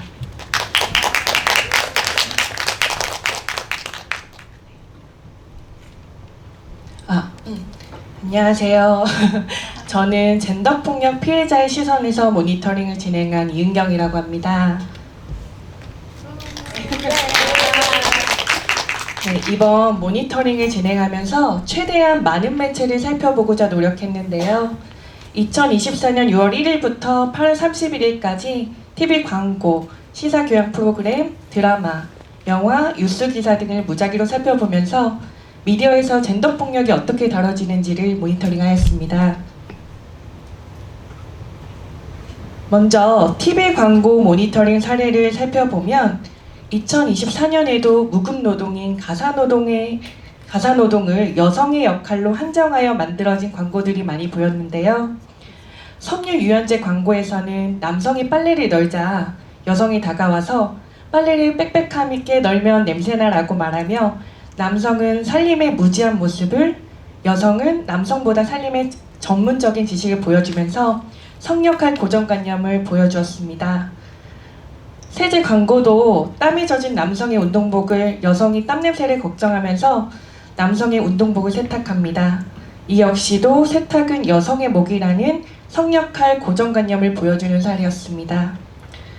그리고 네 번째 장면에서 이제 한 무선 이어폰 광고에서는 중년 여성이 세탁, 청소, 설거지를 하는 모습을 보여주고 매일 반복되는 지루한 일상이라고 표현되는데, 이 역시도 집안일은 여성의 몫이라는 성역할 고정관념을 강화시키는 광고였습니다. 이와 같은 광고들은 왜곡된 성역할을 강화시키고 전통적인 가부장 사고를 떠오르게 하는 광고였는데요. 2020년 한국가정법률상담소에서 조사한 가정폭력 가해자 상담 통계를 살펴보면 가정폭력 행사 이유가 가부장적인 사고방식 등의 성격 차이가 무려 31.1%를 차지하는 만큼 아직도 많은 가정에서는 왜곡된 성역할로 인한 가정폭력이 많이 발생하고 있었습니다. 오늘날에도 가부장적인 사고로 인한 가정폭력이 많이 발생하는 것이 현실인 만큼 앞으로 만들어지는 광고는 성역할 고정관념에서 벗어난 새로운 광고들로 아직 사회에 만연한 가부장적인 사고가 점점 사라지고 가부장적인 사고로 인한 가정폭력 피해자가 더 이상 생기지 않았으면 합니다. 다음은 드라마 굿파트너와 미녀와 순정남 두 편을 모니터링하였는데요. 드라마 굿파트너는 대형 로펌의 이혼 전문 변호사들의 이야기인 만큼 가정에서 일어나는 다양한 일들로 드라마는 전개가 됩니다. 신입 변호사 한유리는 불륜으로 이혼 소송을 당한 피고의 이혼기각 소송 사건을 의뢰받고 변호하게 되는데요. 의뢰인의 명백한 불륜 증거가 있음에도 불구하고 한유리는 의뢰인을 위한 변호를 하게 되고 이혼기각 소송은 원고의 증거 불충분으로 씁쓸한 승소를 하는 장면이 나옵니다. 오랜 결혼 생활 동안 배우자의 불륜과 정서적 학대를 당했어도 명백한 증거가 없으면 법으로 보호받을 수 없다는 현실을 보여주는 장면이었습니다. 또 전형적인 가스라이팅을 당한 가정폭력 피해자의 모습도 그려지는데요. 여성은 가정폭력이 오랫동안 지속됨에도 불구하고 술만 안 마시면 젠틀하다. 옛날 남자치고는 잘해주는 편이다. 시집 갈 때 아빠 손은 잡고 가야 하지 않느냐. 혼자 밥할 줄도 모르는 인간이다라며 남편이 두둔하며 여성은 이혼을 원하지 않습니다. 여성은 딸의 권유로 어쩔 수 없이 이혼 변호사를 찾아갔지만 남성의 자살 소동으로 결국 이혼 소송을 취하게 되는 장면이 나옵니다. 이혼 전문 변호사인 한유리의 가정 상황도 비슷했는데요. 한유리는 엄마에게 아빠가 바람을 폈을 때 이혼을 왜 안 했냐고 묻자 한유리 엄마는 공부 잘하고 있는 네가 피해볼까봐 아빠를 이해해보려 노력했다라고 답합니다. 이렇게 여성들은 물리적 폭력과 정신적 폭력의 고통을 겪으면서도 이혼이라는 선택보다는 가정을 지키기 위해 본인을 희생시키는 모습으로 그려졌습니다. 아무리 고통받고 화가 나도 나만 참으면 괜찮다는 생각으로 가정폭력에서 벗어나지 못하는 가정폭력 피해자의 모습이 많이 보여 안타까웠던 회차들이었는데요.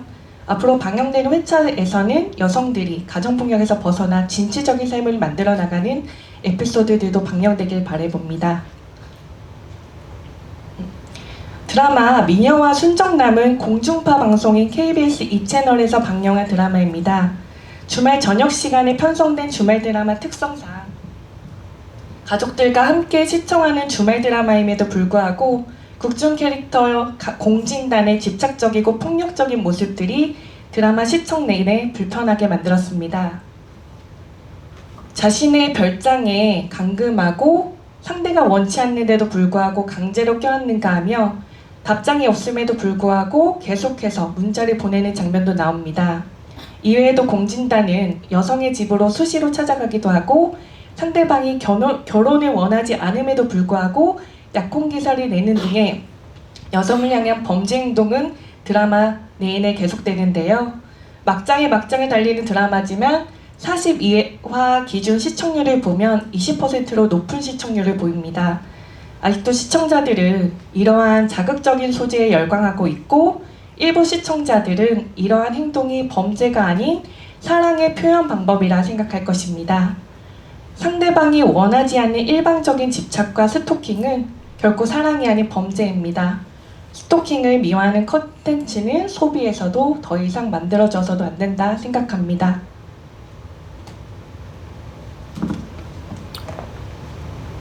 (5월에) 개봉한 영화 그녀가 죽었다도 스토킹 범죄를 그려낸 영화인데요. 공인중개사로 나오는 주인공 구정태는 중증 관음증 환자로 그의 직업을 이용해 고객들이 맡긴 집 열쇠를 이용하여 고객들이 집을 비운 사이에 몰래 방문하여 집을 훔쳐봅니다. 그런 구정태는 우연히 인플루언서 한소라와 마주치게 되는데요. 그녀를 미행하면서도 SNS를 염탐하고 여성의 집까지 알아내며 집을 침입하려는 시도를 계속하면서 영화는 전개됩니다. 구정태는 영화 내내 독백을 하는데 나쁜 짓은 절대 안 해요. 그냥 보기만 합니다. 라며 자신의 행동을 합리화하는 대사는 상당한 불편감을 만들게 하였습니다. 영화 후반부에서는 결국 스토킹으로 처벌받게 되지만 징역 1년이라는 터무니없는 형량을 받게 됩니다. 피해자의 정신적 고통에 비하면 너무나도 터무니없는 형량이고 이것이 스토킹 범죄의 현주소라는 생각이 들어 씁쓸했습니다.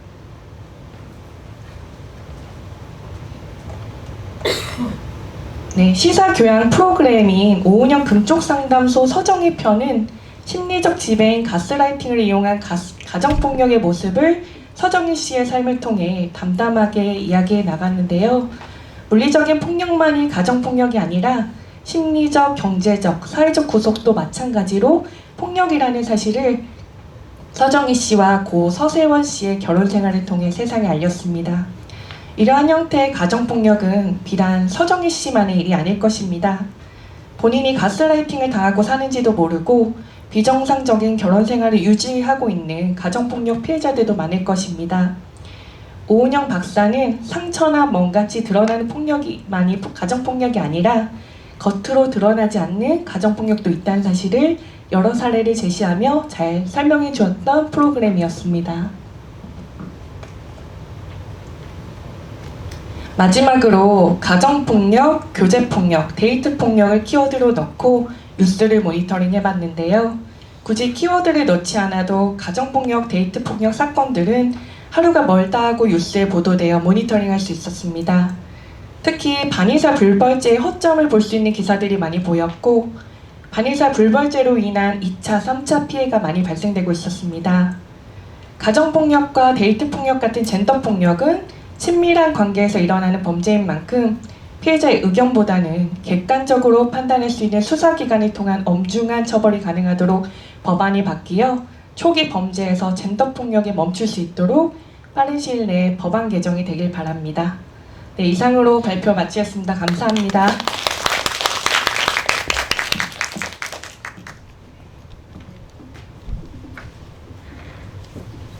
네 분 발표 잘 들었습니다. 여러분 내용이 엄청 많죠. 근데 사실 이 PPT가 저는 모니터 보고서를 받아서 읽었는데 내용이 엄청 많아요. 되게 깊이 있고 양도 방대한 그 모니터 보고서를 제출을 해주셨는데 이게 이제 발표 분량으로 좀 짧게 축약하다 보니까 그 내용이 다 안 들어갔거든요. 그 부분이 좀 아쉬워서 나중에 뭐 홈페이지나 이런 데 공개를 해주셨으면 네 하는 마음이 있습니다. 그래서 사실 네 분이 각자 영역에 맞춰서 이제 나눠서 모니터를 해주셨는데 궁극적으로 저희가 해야 될 말은 비슷비슷한 것 같아요. 그쵸? 겹치는 내용들도 많고 그래서 일단은 간략하게 저희가 모니터 활동을 하셨으니까 이게 모니터 하는 게 사실 여기 계신 분들은 많이 해보셨을 거라고 생각이 되는데 쉽지가 않거든요. 또 이제 비판적인 관점으로 이제 모니터를 한다는 것이 좀 스트레스 받기도 하고 또 안 좋은 내용을 계속해서 또 유해 콘텐츠나 이런 것들을 찾아다니는 과정에서 정신적으로도 되게 힘들어지고 이런 부분들이 되게 많은데 혹시 이제 각자 모니터를 하시면서 좀 어려운 부분이 있으셨거나 뭐 느꼈던 소감 같은 것이 있다면 한번 간략하게 같이 이야기를 해보고 또 토론을 해보도록 하겠습니다. 이쪽 이제 김미진 선생님부터 네 한번.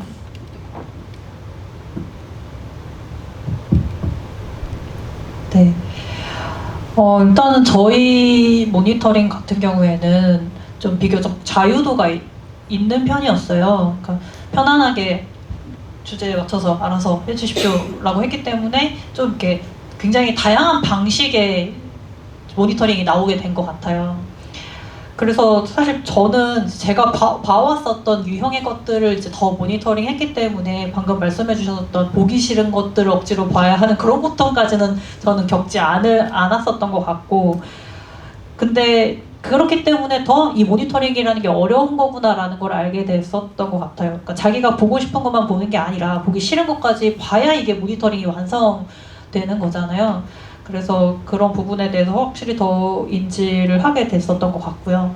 한 가지 아쉬운 점이라고 한다면 이제 이거를 이제 시작할 때 제가 여기 관계자분께 이렇게 4명의 주제가 있는데 여기에 퀴어가 포함이 되어야 하는 것 아닌가요? 라는 질문을 드렸어요. 근데 그때 답변이 원래는 기획했었으나 이게 이제 예산으로 만들어진 거기 때문에 반려됐었다. 맞죠? 제가 지금 착각하는 게 아니죠? 반려됐었다라고 하더라고요.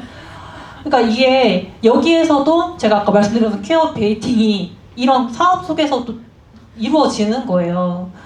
그래서 저는 이게 퀴어 한 파트가 당연히 나왔어야 한다고 생각을 하고 그래서 그냥 제 파트에 말을 해버리고요.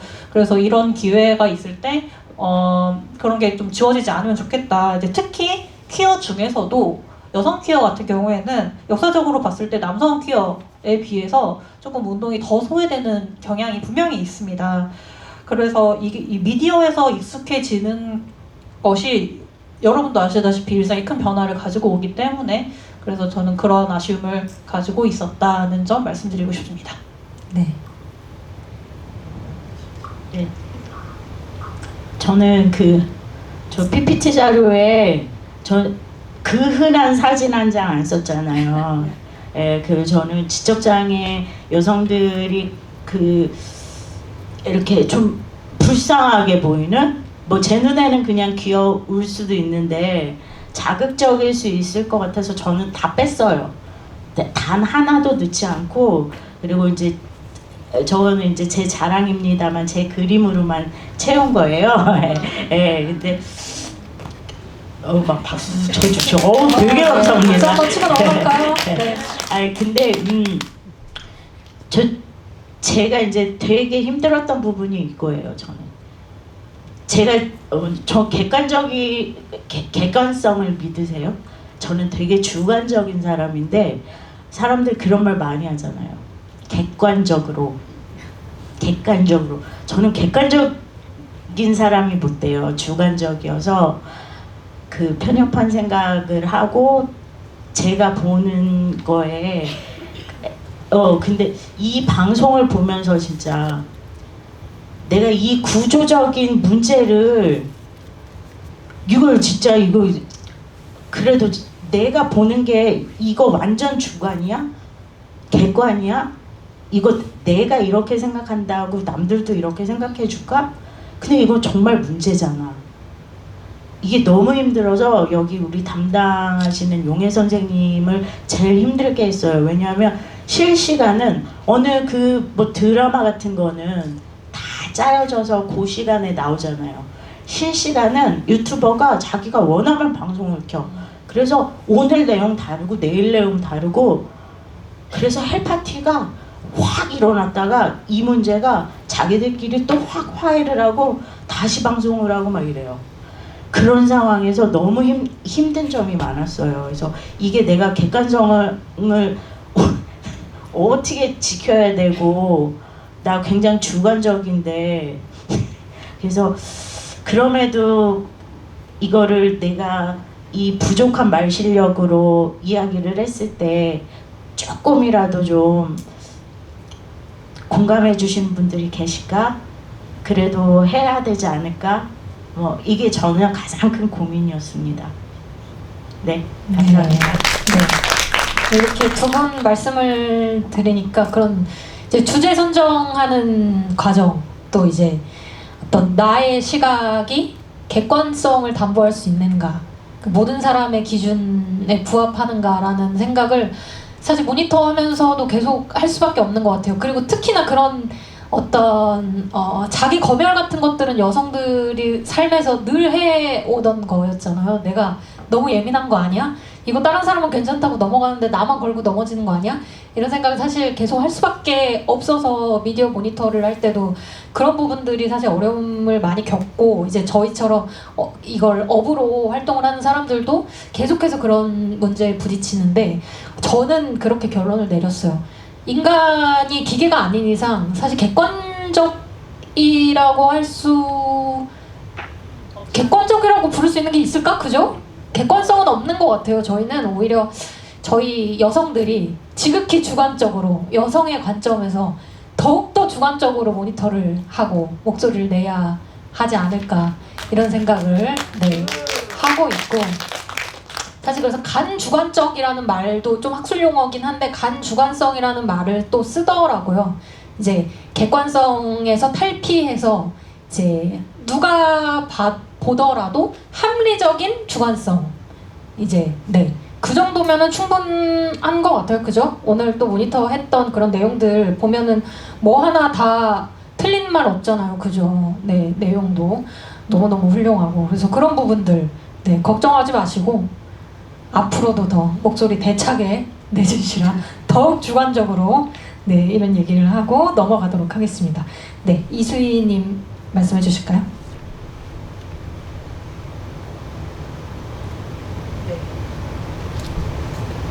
예, 모니터라는 게 어차피 자기의 의견을 말하는 거니까 당연히 주관적인 건 당연한 거라고 생각하고요. 모니터하면서 저는 힘들었던 거는 이제 드라마라서 시간이 필요하잖아요. 근데 이렇게 뭐 육아도 하고 뭐 이런 입장에서 드라마를 주구장창 틀어놓고 볼 수는 없는 입장이라 틈틈이 보느냐고 조금 그게 좀 힘들었고요. 제가 이제 이 OTT 서비스라 이거 돈을 내고 이용을 해야 되잖아요. 그래서 모니터를 하기 위해서 돈을 지불했는데 저는 딱 그것만 하고 나온다고 생각하고 했는데 지금 3개월째 TV에 가입되어서 돈을 내면서 티빙을 밤마다 조금씩 보고 있어요. 그게 약간의 부작용이라면 부작용. 네. 드라마는 또 워낙에 대중적인 사람들이 많이 보는 거라 사실 드라마에서 엄청나게 특출나게 주제 구현을 하기가 되게 상당히 쉽지 않아서 그냥 이런 식으로 이렇게 살짝만 건드려주고 가는구나라는 그런 것들을 좀 이렇게 이해는 할 수 있었어요. 근데 약간 이제 우리가 드라마에 왜 클리셰라는 말을 하잖아요. 뻔한 장면, 뭐 뻔한 구도 뭐 이런 거. 근데 경력 중단 여성을 다루는 드라마도 이런 클리셰 형태로 자꾸 뻔한 식으로 흘러가면 그건 좀 위험하겠다 이런 생각도 들었습니다. 네, 은경님. 저는 제일 먼저 이제 다들 이제 경험도 많으시고 프로분들이시라 저는 이런 경험이 처음이거든요. 그래서 이렇게 모니터링 하는 게 맞나라는 이제 의구심이 많이 들어서 이게 많이 걱정되면서 글을 많이 작성했고 아까 그리고 개인수 자장님이 말씀하신 대로 보기 싫은 장면도 봐야지 그게 모니터링이 되기 때문에 어떻게든 열심히 보긴 했지만 어떤 사람들에게는 이제 드라마의 장면일지 몰라도 어떤 사람들에게는 이제 트라우마를 상기시키는 장면일 수도 있잖아요. 그래서 아픈 기억이 회복됐다고 생각이 들어도 과거에 경험했던 일들과 이제 드라마 속 경험들이 이제 장면이 겹치게 되면 그때 또 기억이 올라와서 힘들어질 때도 있었어요. 그래서 단순히 이제 시청률을 위한 자극적인 소재로 쓰기에는 이제 결코 이제 폭력이나 가정폭력, 젠더폭력을 다루는 것들이 가벼운 소재가 아니라는 것을 이제 미디어를 제작하시는 분들이 알아주셨으면 하고 좀 경각심을 가지고 이런 드라마 같은 거를 제작해 주셨으면 하는 마음도 같이 들었습니다. 네. 네, 고생하셨습니다. 저희가 지금 은경님께서도 말씀을 해주셨고 앞에 모니터 발표하는 과정에서도 계속 얘기가 나왔는데 사실은 모니터 제작자의 입장에서는 어떤 현실을 그대로 적나라하게 반영을 한다. 그리고 그런 내용들이 좀 더 많은 사람들의 공감을 사면 사회가 좀 바뀌지 않을까 이제 이런 생각을 하고 있는 것 같아요. 제작진들의 입장에서. 그런데 사실 그 콘텐츠를 수용하는 우리들의 입장에서는 이제 은경님의 말씀대로 내가 어떤 구체적인 상황을 겪은 경험이 있다면 트라우마를 건드리는 그런 일도 사실은 발생을 하고 그런 부분에서 사실 그런 폭력적인 장면들을 미디어에서 계속 다루는 것에 대한 문제 제기도 계속해서 되고 있죠. 그리고 이제 여성운동계에서도 계속해서 이야기를 하고 있고 근데 그게 사실 보면 극 전체나 어떤 광고의 그런 플롯이나 이런 면에서 사실 그런 것 같아요. 그 어떤 말씀하신 대로 주인공의 역경을 좀 강조하기 위한 그런 장치로서 소비되는 것이 아닌가.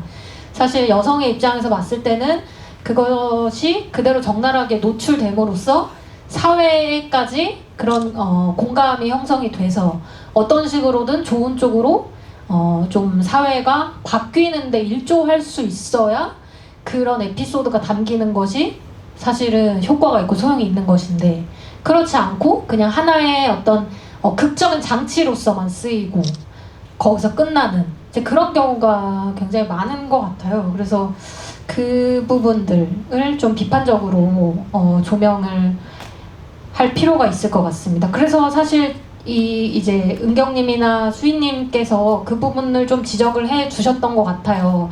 그래서 그런 어떤 차별적인 장면, 폭력적인 장면들이 그대로 노출되는 것에 대한 문제의식을 기반으로 그러면 어떻게 미디어가 이런 여성들의 문제나 고정관념을 담은 이런 장면들을 다뤄야 여성들의 입장에서 봤을 때 좀 더 유리할까, 사회가 좋은 쪽으로 변화하는데 일조할 수 있을까, 좀 고민을 해보셨다면 좀 어떤 길이 있을까요? 두 분이 한번. 네. 네, 일단 이제 많은 매체들이 가해자 관점에서 약간 자극적인 소재로 많이 이제 에피소드를 만들고 드라마를 만들었잖아요. 근데 그런 시선보다는 이제는 가해자 관점에서 콘텐츠를 제작할 수 있도록 조금 그들의 아픔과 뭐 이런 고통들, 죄송해요. 피해자 관점에서 콘텐츠를 제작할 수 있도록 노력을 해야 되고, 이런 이제 아까 미디어 리터러시 교육 이렇게 많이 말씀하셨는데 허구하고 현실을 구별할 수 있도록 학령기부터 계속적인 교육이 필요하다고 생각합니다. 이런 구별할 수 있는 능력이 굉장히 중요하다고 생각이 들어요. 네. 중요한 이제 답변 하나하나 나올 때마다 박수가 터져 나와가지고 네, 훌륭합니다. 우리 이수인님께서는 어떻게 생각하시는지 한번 들어보겠습니다. 어려워서 구체적으로 고민은 안 해봤는데요. 그래도 이제 이렇게 경력 중단 여성의 현실을 다룬 드라마가 많이 나왔으니까 이 드라마에도 좀 발전된 내용들이 더 이제 반영이 되어야 되지 않을까 해서, 이렇게 똑같이 면접 장면 나오고 뭐 똑같이 이렇게 어떤 이렇게 고군분투하는 그런 모습을 좀 그릴 게 아니라 일터에서 일하는 여성이 겪는 문제들을 조금 더 이렇게 섬세하게 그려주는 드라마가 있었으면 좋겠다라는 생각이 있고요. 그리고 이 가족들의 시선이라든지 주변의 시선, 또 특히 경력 중단 여성에게는 그 동네 엄마 친구들이 있거든요. 동네 아줌마 친구들이 있는데 이 대사도 늘 똑같아요. 아유, 그래도 취업해서 좋겠네. 뭐 이런 식의 뭐 그런 대사라든지 뭐 이런 것들도 좀 사회가 바뀌는 만큼 좀 달라져야 한다. 그러니까 이 제작자들의 그 인식이 좀 많이 변화돼야 되지 않을까 싶습니다. 그리고 우리 사회가 지금은 사실 이 맞벌이 안 하고서는 되게 힘든 경제적 그런 상황인데, 그런 것들을 고려하지 않은 채 여성의 노동이 정말 뭐 반찬값 벌러 나가는 수준으로 자꾸 미디어가 그거를 이렇게 보여준다면은 이 여성의 그 노동이 일종의 폄하된다고 해야 될까요? 네, 그래서 좀 이제 제대로 좀 보여주고 조금 더 이렇게 지난번에 그 굿파트너처럼 정말 일 잘하고 제대로 이렇게 활약하는 그런 모습들을, 물론 이제 뭐 꼭 이렇게 그런 좋은 직업만 군만 나오는 것도 좀 문제이긴 하지만 각각의 자리에서 일을 열심히 하는 모습들을, 그리고 거기 안에서 일하는 와중에 발생되는 뭐 그런 주제들을 조금 더 잘 구현하면 더욱 좋겠다라고 생각합니다. 네. 네. 우리 미진님께서 하실 말씀이 있다고 하여 마이크를 또. 네, 가정폭력 관련해가지고 최근에 이제 제가 어떤 생각이 좀 전복된 경험이 하나 있어서 이야기를 해보고 싶은데요. 저는 지금까지 있던 어떤 폭력 상황, 여성들이 겪는 폭력 상황에 대해서 미디어가 그리는 것이 이제 은경님께서 말씀하신 것처럼 어떤 우리가 다 같이 고민하고 성찰하고 그것을 미디어에 반영하는 방식으로 해야 한다라고 생각해 왔었어요. 근데 최근에 그게 약간 이게 맞나 싶은 생각이 들었던 게, 지옥에서 온 판사를 보면서 대부분 여기 보신 분들 그거 보면서 통쾌하다, 물론 폭력적이면 통쾌하다는 생각 안 할 수 없었을 것 같아요. 그러니까 여성이 남성을 향해서 그렇게 과격하게 폭력을 행사하는 장면을 우리가 본 적이 없었구나. 드라마에서, 그것도 공중파에서 그 장면을 보면서. 그런데 지금까지 우리는 여성들이 언제나 맞고 있는 장면만 봤잖아요. 그럼 남성들 지금까지 그런 장면들 보면서, 남자들이 때리는 장면 보면서 되게 통쾌했었을까? 이런 생각이 좀 전 들었거든요. 그래서 그러면서 이제 최근에 어떤 여성들이 폭력을 행사하는 매체들이 뭐가 있었나 생각을 해보는 거죠. 길복순이 있었고요. 그리고 마이네임이라고 있었는데, 이거는 이제 지금 이 지옥에서 판사에 비하면 어느 정도 이제 그 여성성의 그 여성성을 조금 더 갖고 있기는 해요. 하지만 어찌됐든 간에 여성들이 가지고 있는 어떤 육체적 폭력성을 드러내는 그런 작품들이 과거에 비해서는 조금씩 드러나고 있는 것 같아요. 저는 뭐 찬반에 어느 정도 생각이 있을 수 있겠지만 여성은 만들어지는 것이다라는 것에 일정 동의하는 부분이 있기는 있어요. 그래서 이 매체가 보여주는 이 여성의 소비 형태가 여성도 강할 수 있다, 강하게 만들어질 수 있다 라는 것을 드러내는 것들이 조금 더 많아지면 우리의 새 사고 방식이 여성 언제나 폭력 상황에서 나는 피해야 돼, 움츠러들어야 돼, 도망가야 돼가 아닐 수 있지 않을까. 그래서 최근에 저는 굉장히 그 근력 운동에 관심이 많아졌거든요. 나도 근력 운동에서 어깨 빡 하고 어느 순간에 내가 주먹질 할 수 있는 사람인 거야. 그런 사고 방식을 미디어에서도 보여주면 좋겠다라는 생각을 하게 됐습니다. 네. 말씀하신 대로 우리의 인식과 이 사고방식이 정말 미디어에 정말 강력하고 미디어를 우리가 의심 없이 받아들이고 있구나라는 생각을 했던 게, 여러분들 혹시 넷플릭스에 거꾸로 가는 남자라는 거 보신 분들 계신가요? 이게 한 몇 년 전에 되게 화제가 됐었는데, 그 주인공이 남성, 이건 해외 드라마인데 주인공이 이제 남성인데 여자를 그냥 전형적인 남성의 입장에서 여성을 굉장히 어떤 뭐 꽃이라고 생각하고 이제 폭력적으로 대하는 그런 남성인데, 오래전에 봐서 기억이 안 나는데 꿈이었는지 상상이었는지 실제로 세계가 그렇게 된 건지 완전히 미러링해서 뒤바뀐 거예요. 그래서 남성들이 막 아름다움에 엄청 집착하고 어떤 뭐 성관계를 맺을 때 성 역할이 완전히 교체가 돼가지고 그런 장면이 그려지는데, 그 너무 웃긴 게 오히려 여성이 그런 되게 적극적이고 과감한 그런 행위를 하고 남성이 되게 수동적으로 하는 그런 장면을 제가 보는데 너무 그게 불쾌한 거예요, 이상하게.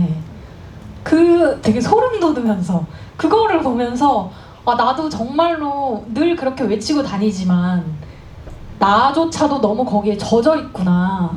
그 관념에. 그래서 되게 놀랐던 경험이 있어요. 여러분들도 한번 기회가 되시면은 보시면 좋을 것 같고. 그래서 되게 다양한 이야기들이 많이 나왔는데 이 이야기를 안 할 수가 없을 것 같아요. 저희가 그 필터 버블에 대한 이야기가 계속 나왔어요. 여러분들 필터 버블이라는 용어가 있는데 많이 지금은 알려진 것 같아요. 이제 알고리즘의 시대가 도래하면서 모든 사람들이 같은 콘텐츠, 옛날에 뭐 모래시계 할 때 뭐 이제 다 거리가 사람이 횡하게 비어졌다 뭐 이런 얘기 했는데, 지금은 사실 같은 콘텐츠 보는 사람들 찾아보기가 힘들잖아요. 그쵸? 그래서 지금 어느 곳에서 어느 플랫폼에서 누가 무슨 콘텐츠를 제작하고 있는지 이것을 서로 알지 못하는, 너무나 세분화돼서. 그래서 사실 저는 이제 상윤님께서 그렇게 모니터 해주신 내용들을 처음에 저희 회의 자리에서 발제를 해주셨을 때 되게 놀랐거든요, 사실. 네, 저는 이 모니터를 하고 있는 사람의 입장으로도 그런 세계를 처음 들어본 거죠. 네, 그렇게 간접 경험으로. 이렇게 이제 서로의 어떤 알고리즘의 지배를 당해서 우리는 서로 절대 같은 콘텐츠를 볼 수 없고, 이제 계속해서 내가 관심이 있고 클릭하는 그 주제들만 계속해서 알고리즘이 보여주기 때문에 사람들은 이제 어떠한 생각이나 관점을 같이 공유하지 못하고 이제 각자 점점 편향성이 심해지는 이런 것들을 이제 필터 버블이라고 하는데, 이제 이 부분에 대한 이야기를 해주셨던 것 같아요.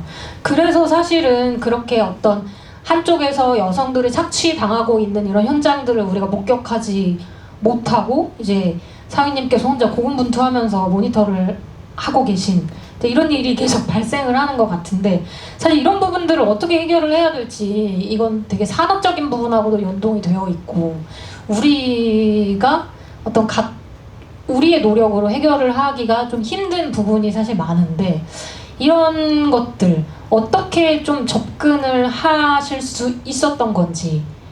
네. 그리고 또 그 세계를 만나지 못한 사람들은 그 세계를 비판적으로 바라보기 위해서 이제 어떤 노력을 해야 할지 좀 생각해 보신 게 있으시다면. 네. 네, 처음에 말씀드렸죠. 제가 먹방을 보다가 이제 그분이 조회수가 안 되니까 돈을 더 벌기 위해서 실시간 방송을 했는데 알고리즘으로 이거 하나 방송을 봤는데 막 말해도 되나? 판땡이라는 뭐 신한염전도에 뭐 그걸 실시간 방송으로 하는 사람께 뜨면서 그때부터 이제 저의 알고리즘은 이 미진님의 이 멋진 알고리즘과 너무 차이가 나게 콕 떨어진 거예요. 그러면서 이제 이 밑바닥을 봤는데 처음에 너무 충격적인데 야 이거 진짜 그 유유상종이라고 내가 이렇게 음지에서 사니까 이런 음지만 보나? 막 이러면서 근데 뭐 누구는 음지는 봐야 될 거 아니야. 이렇게 되고 있고 이 검은 돈이 이렇게 많이 유통되고 있는데 그리고 제가 모니터링을 할 때 되게 감사하게도 쯔양님한테는 죄송하지만 쯔양님 사건이 터졌어요. 1000만 유튜버 정도 되니까 방송통신위원회가 이제 이만큼 움직였잖아요. 10월부터 뭐 법을 어떻게 한다. 사람들은 알고 있었어요. 왜냐하면 단지 보이지만 많은 사람들이 안 보기를 원하는 거죠. 그거 싫어요. 불편해요. 저도 장애인이지만 아까 우리 그 미진님이 그거 얘기해줬잖아. 지옥에서 온 판사. 저도 잘 보고 있는데 박신혜 무지 이쁘잖아요. 그 이쁜 여자가 너무 멋있게 남자들 탁탁 할 때 만약 지적장애 여성이 탁 나와갖고 야 하면서 해봐. 얼마나 공감되겠어요? 공감 많이 되세요? 전 저부터도 안 될 것 같아요. 이게 막 따질 것 같아. 이거 지적장애인 이거 차별하는겨? 아니면은 이거 뭐요? 막 이러면서 막 그럴 것 같아요. 그래서 정말 생각할 부분도 많고 너무 모르는 부분도 많고 아까 말씀드렸죠. 발톱에 때에 붙어있는 티값이에 먼디기만도 못한 그 조회수라고요. 사람들이 다 몰랐잖아요. 우리 개희수 선생님까지 모를 정도면 이 지적장애인 이 여성들이 근데 우리가 사실 옛날에 사실 보면은 그 성매매 업소에서 일하시는 분들이 양지에서 일 안 하시잖아요. 음지에서 일하지만 지금까지 없어졌습니까? 안 없어지고 조주빈 사건으로 그런 식으로 이렇게 계속 발전하지 이건 없어지지가 않아요. 여성 장애인들도 내 삶이 그러니까 남들 벤츠 타는데 나는 벤츠 안 타고 싶겠어? 내가 왜 그 장애인 보호 작업장에 가서 최저시급 받으면서 나 90만 원 벌고 싶은데 너 70만 원만 받아 20만 원 더 받았으니까 내년에 20만 원 깎고 이러면서 그 삶을 살고 싶겠어요? 차라리 욕을 얻어먹고 나 벤츠 타겠어. 그 사람을 누가 욕할 거예요? 자본주의 국가에서. 그래서 저는 이제 개희수님이 저한테 그런 질문하실 것 같아갖고 그래서 저는 이게 미디어에서 주체적으로 이제 지적장애인들이 뭐 그냥 지적장애인이라 특정하지 않고 장애인들이 우리 박이나 구름이 같은 배운 장애인들, 돈 있는 장애인들 그리고 뭐 산업재해나 교통사고로다가 중도의 장애가 된 분들은 유튜브에서 얼마나 인기가 있습니까? 시각장애인이고 뭐고 너무 멋있다고 하고 눈물 펑펑 흘리고 박이씨 막 그 비장애인이랑 결혼한다고 막 눈물 펑펑 흘리고 하는데 저 정말 그런 거 부담스럽고 싫거든요. 그런 사람들은 비장애인들도 너무 좋아해요. 구독도 잘해주고. 그런데 장애인들이 지적장애인들이 있는 그대로 나와갖고 내가 오늘 저기 GS 4,500원짜리 저기 도시락 먹방을 시작하겠습니다. 그러면 댓글 싹 달려. 미친년 지랄하네부터 시작해갖고 세상에 없는 욕 저 앞마당에 묻어줄게 쑥쑥 커블레이냐나부터 시작해서 뭐 욕을 얼마나 많이 배우는지 몰라요. 그게 현실이에요.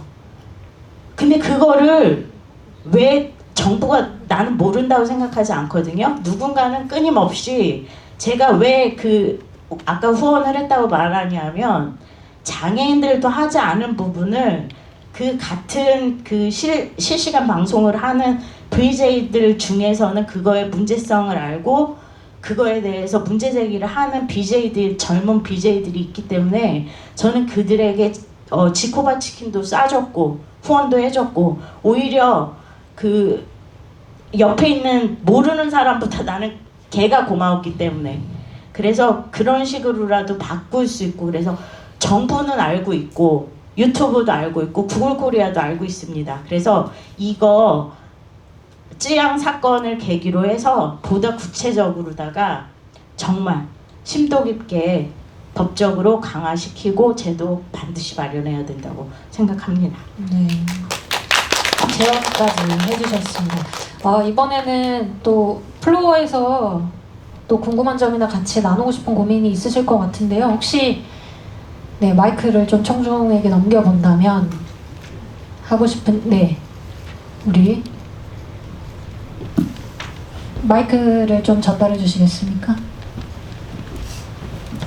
네, 저는 삐딱한 윤희님께 질문 드리고 싶어요. 저는 오늘 윤희님의 이제 또 그 모니터링 내용이 굉장히 또 흥미롭고 소중했던 게 이제 전지적 시청자 시점, 수용자 시점이시기도 하지만 또 동시에 창작자시고 제작자시잖아요. 그래서 사실은 윤희님도 사실 저도 이제 방송 콘텐츠를 만드는 사람인데 화제성이나 인기에 신경을 안 쓸 수는 없거든요.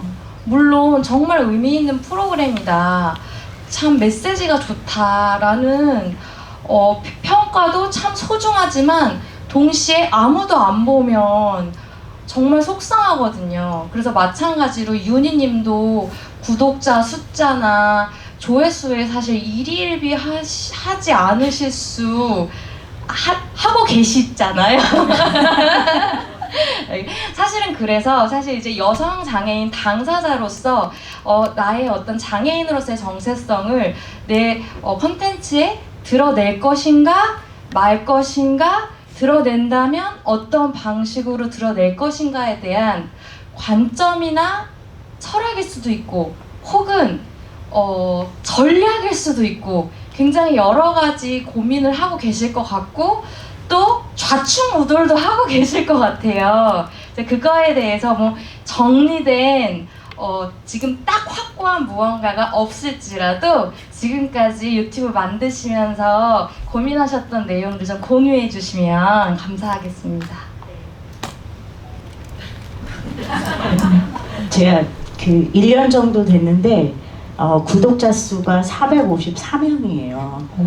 정말 구독자 모으는 게 힘들고, 그래서 연예인들은 그 최화정 같은 경우에 30여 년 라디오 방송하고 바로 유튜브를 30만 명으로 시작을 하더라고요. 그래서 그럴 때 이제 처음에는 조회수 그리고 구독자 수 이런 거 너무너무 신경 쓰고 그랬는데 나뉘어요. 저는 누가 봐도 장애인이기 때문에 컨셉을 원해요. 사람들은, 보는 사람들은 네가 나에게 감동을 줘 혹은 정보를 줘. 근데 그도 아니야. 근데 저는 제가 되게 이쁘다고 생각을 해요. 그래서 저는 제 미모를 어필하는데 먹히질 않아요. 그럴 수밖에 없는 거잖아요. 그런데 전 그게 즐거워요. 왜 사람들이 안 먹혀도 저는 즐거워요. 저는 제가 이쁘다고 생각하고 살 거기 때문에. 그래서 감사합니다. 저희 뭐 박이나 뭐 이런 그 정말 뭐 서울대 다니는 우리 구름이 요런 그 학생분들은 장애는 뭐 요런 정보 제공도 하고요. 그리고 박이가 어떻게 이제 체위 변경을 해서 뭐 일어나는 거, 그죠? 그리고 결혼하고 감동받고 눈물 흘리고 그런 건 그들의 몫이라고 생각을 하고요. 저는 재미없고 저를 제가 이쁘다고 생각하고 착각하는 그냥 나이든 아줌마 컨셉으로 갈 거예요. 그러면서 저는 지금 고양이 한 마리를 키우고 있어요. 6개월이 됐는데 너무 감사하게도 그러니까 저는 공부를 못했는데 태어날 때부터 천재인 거예요, 고양이가. 네, 그래갖고 그 태블릿 PC를 영어로 통과제리를 시청을 해요. 네, 그리고 게다가 이제 제가 화장실에 가서 이제 우리 화장실 문이 없거든요. 그래서 항상 화장실 사용하는 걸 봐서 데려온 지 2달부터 변기에 쉬를 하기 시작했어요. 그래갖고 이제 그 동영상을 올렸는데 어제 드디어 조회수가 폭발을 해갖고 예, 그래서 저기 로또는 따로 없구나, 저에게 로또는 우리 고양이였구나 해서 네, 제가 이제 저를 많이 접고 제가 예쁘더라도 네, 우리 타협을 하셨군요. 네, 네. 네네, 레오의 영상을 화장실에서 응가하는 영상을 계속 올려서 네, 저기 동물농장에 한번 나오고 떡상을 한번 해보겠습니다. 그 혹시 유튜브 채널 이름이 뭔가요? 네, 제가 쓰면 몸 자체도 삐딱해요. 좀 삐딱하죠. 요즘 요가를 해서 좀 덜 삐딱한데 옛날에는 이 정도였거든요. 그래갖고 이제 삐딱한 유은이. 네, 여러분 들으셨죠? 네, 감사합니다. 너무 재밌을 것 같죠? 유튜브. 네. 그냥 구독만 해주시면 제가 저기 돈 좀 벌어볼게요. 정말 감사합니다. 이렇게 다양한 지금은 말씀하신 것처럼 유튜브 콘텐츠 우리가 수용자이기도 하지만 또 제작자이기도 하잖아요. 네, 그런 점에서 사실 더 고민할 것들이 깊어지는 것 같습니다. 네, 혹시 또 다른 질문이나 소감 있으시면 네, 이럴까봐 제가 네. 우리 이수희 회장님 대표님이시죠. 여기 이제 경력 중단에 대한 이제 계속 모니터링도 하시고 실제로 경력 중단 여성으로 이제 또 그런 활동을 하셨는데 저 또한 경력 중단 여성이었고 이제 그렇게 세월을 지나왔는데 돌봄 노동에 대해서 저희가 이제 그렇게 봤을 때 미디어에서는 그 돌봄의 공백을 또 다른 여성들이 또 하고 있는 것들이 미디어에서 많이 그 차정숙인지 제가 정확히 기억은 안 나는데 그거 같아요. 라미란 나왔던 거기에서 아이를 그 공백에 대한 또 다른 공백을 또 여성이 메꾸고 있더라고요. 그래서 그것들이 미디어에서 보여주는 이 돌봄 노동에 대해서 어쨌든 뭐 정책도 계속 그렇게 가고는 있는데 혹시 그런 거를 보시면서 조금 더 그 방향에 대한 혹시 생각을 하신 게 있다면 어떤 게 좀 있으실까요? 네, 저희가 이제 마무리 시간이 다가와서 조금 간략하게 답변해 주시면 좋겠습니다. 구체적으로 고민을 해보지는 못했고요. 아무튼 이 돌봄이 꼭 여성 노동자에게만 주어지는 것이다라는 인식이 너무 팽배한 것 같아요. 그러니까 어린아이를 돌보는 것도 여성이 하고 또 이제 그 치매 노인이라든지 그 간병을 하는 간병 노동자의 경우도 남성보다는 여성이 더 많이 맡게 되고요. 그런 일들을 사회적으로 또 이것이 누구나 할 수 있는 일이다라는 생각이라기보다는 다 아줌마, 여성 뭐 이런 사람들한테 많이 주어지고 있는 게 우리 현실이긴 한데 그래서 돌봄 문제에 대해서 이렇게 사회적으로 잘 중요하게 다루지 않는 것 같아요. 지금 이 돌봄 문제는 너무나 심각해서 왜 얼마 전에 그 병든 아버지를 이렇게 수발하다가 왜 살해한 간병살인이라고 하죠. 간병살 그런 사례도 있었잖아요. 그만큼 극심한 고통을 주는 건데 이 돌봄을 되게 그냥 가정의 일, 개인의 문제 이런 식으로만 자꾸 치부하는 것이 정말 큰 문제다라는 생각을 하고요. 이 돌봄 노동에 대해서 사회적 인식을 개선할 수 있는 좀 이 돌봄 노동이 좀 전면화돼서 예전에 우리가 왜 비정규직 차별 문제를 엄청나게 사회 주제로 놓고 많이 싸웠잖아요. 이제는 이 돌봄 노동에 대해서 더 많이 이야기를 많이 해야 될 시점이라고 생각합니다. 가려진 돌봄 노동이 정말 많고 그나마 이제 이 미디어에 드러난 것은 이제 경력 중단 여성 정도가 이제 미디어에 드러난 건데 이 뭐 간병 노동이라든지 이런 것들도 드라마를 통해서 누가 그런 것을 보고 싶겠어요. 드라마는 화려하고 좀 밝은 내용 보고 싶지 간병하다가 자기 아버지를 죽이고 싶은 마음이 들 정도의 그런 고민을 겪는 주인공을 드라마에 등장시키는 제작자는 없을 거 아니에요. 그래서 이 돌봄 문제에 대해서 정말 사회적으로 좀 정말 공론화가 좀 필요한 것이 아닌가. 이게 다 나의 문제이기 때문에 지금은 육아를 담당하고 있고 조금 있으면 제가 이제 50대로 60대 되면 또 부모님의 그걸 부모님, 시부모님 이걸 또 고민을 해야 되는 이런 처지에 놓이는 거잖아요. 그래서 이걸 언제까지나 이 돈으로 다 해결할 수 있는 지금 아이들의 돌봄은 다 학원, 사교육으로 다 이렇게 그나마 이제 형편이 되면 사교육으로 아니면 뭐 돌봄 교실 뭐 이렇게 가는데 이것도 올바른 것 같지는 않다라는 생각이 너무 많이 들어서 그 부분에 대해서 좀 이야기를 좀 더 많이 했으면 좋겠습니다. 네, 또 질문이 나왔습니다.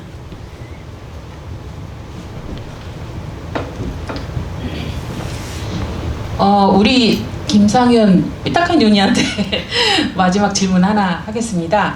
마지막에 그 어마어마하다는 단어에 실린 긍정적인 면 얘기하면서 지적장애인들이 미디어 이런 콘텐츠들을 이용하는 것에 희망을 느꼈다라고 얘기하셨어요. 근데 사실 저는 이야기 쭉 들으면서 희망이 없었거든요. 그런 부분을 같이 희망을 공유해 주셨으면 감사하겠습니다. 네, 제가 지난달에 대전 대덕 단지를 다녀왔는데 거기 이제 100여 명이 일하는 IT 기업이었어요. 근데 이제 장애인을 고용하지 않아서 세금 폭탄을 맞은 거죠. 근데 이제 그 IT 기업에서는 그런 걸 몰랐어요. 그러니까 100명 이상의 그 직원들이 있는데 장애인을 몇 프로 고용하지 않으면 부담금 내잖아요. 그걸 몰라갖고 어마무지한 세금을 낸 거예요. 그래서 근데 이제 IT 기업인데 이분들이 뭘 하는 회사냐면 애니메이션을 만들어서 그거를 이제 상품화하고 굿즈도 만들고 그래서 굉장히 이제 유망 업종으로 뜨고 있는데 그래서 우리가 이 세금을 내느니 차라리 지적장애인들, 발달장애인들, 능력 있는 이 사람들을 채용을 해서 고용을 해서 우리가 일자리를 한번 만들어 보자 해서 애니메이션 2를 만들었습니다. 그래갖고 정말 그 영화보다 영화다운 그 애니메이션을 감상을 했어요. 그래서 이제 그들이 지금 딸리는 거는 스토리예요. 그러니까 본인들은 애니메이션 기술은 있지만 장애인으로서 겪은 그 기억 또 저기가 없잖아요. 내가 장애인이니까 받았을 차별에 대한 이야기들 이런 거를 소스로 해서 그런 애니메이션을 만들어서 그걸 또 학교에 보급을 하고 그래서 나는 이분들이 거기 있는 분들이 꽤 많은 발달장애인들과 지적장애인 그리고 지체장애인이 함께 일하면서 최저 시급 이상을 받고 계셨거든요. 그래서 와 이제 정말 그 단순 노동에서 벗어나서 미디어를 이용하고 그리고 우리가 정말 몰랐는데 애니메이션 관련해서 대한민국이 굉장히 발전을 많이 시킬 수 있겠더라고요. 그래서 그런 고민을 좀 했어요. 네, 고맙습니다. 네, 이제 시간이 다 돼서요. 이 정도로 아쉽지만 마무리를 해야 될 것 같습니다. 우리가 오늘 살펴본 것처럼 이제 미디어가 성역할에 대한 고정관념을 깨줘야 된다. 그리고 미디어가 그런 책임을 지고 우리도 이제 수용자로서 그런 비판적으로 미디어를 소비하거나 또는 수용해야 한다라는 인식을 확인할 수 있었던 것 같습니다. 확실한 건 미디어에서 더 다양한 여성들의 이야기가 나와야 된다는 것 같아요. 네, 그래서 더 다양한 여성들의 다채로운 이야기가 반영될 수 있도록 우리가 계속해서 목소리를 내야 할 것 같습니다. 오늘 토론은 이 정도로 마치고요. 네, 우리 저는 괜한 걱정을 한 것 같습니다. 사실 이분들을 너무 신뢰했어요. 할 말이 없다. 10분 이상 하기 어려워야 했는데 너무 하시는 말씀도 너무 풍성하셨고요. 아까 우리 계희수 자장님이 말씀하신 대로 보고서 내용들은 저희가 홈페이지에 의견을 받아서 게시하는 걸로 하고요. 괜찮으시다면 좀 나오셔서 사진 한 장 찍고 마쳐도 될까요? 네, 협조해 주시기 부탁드리겠습니다.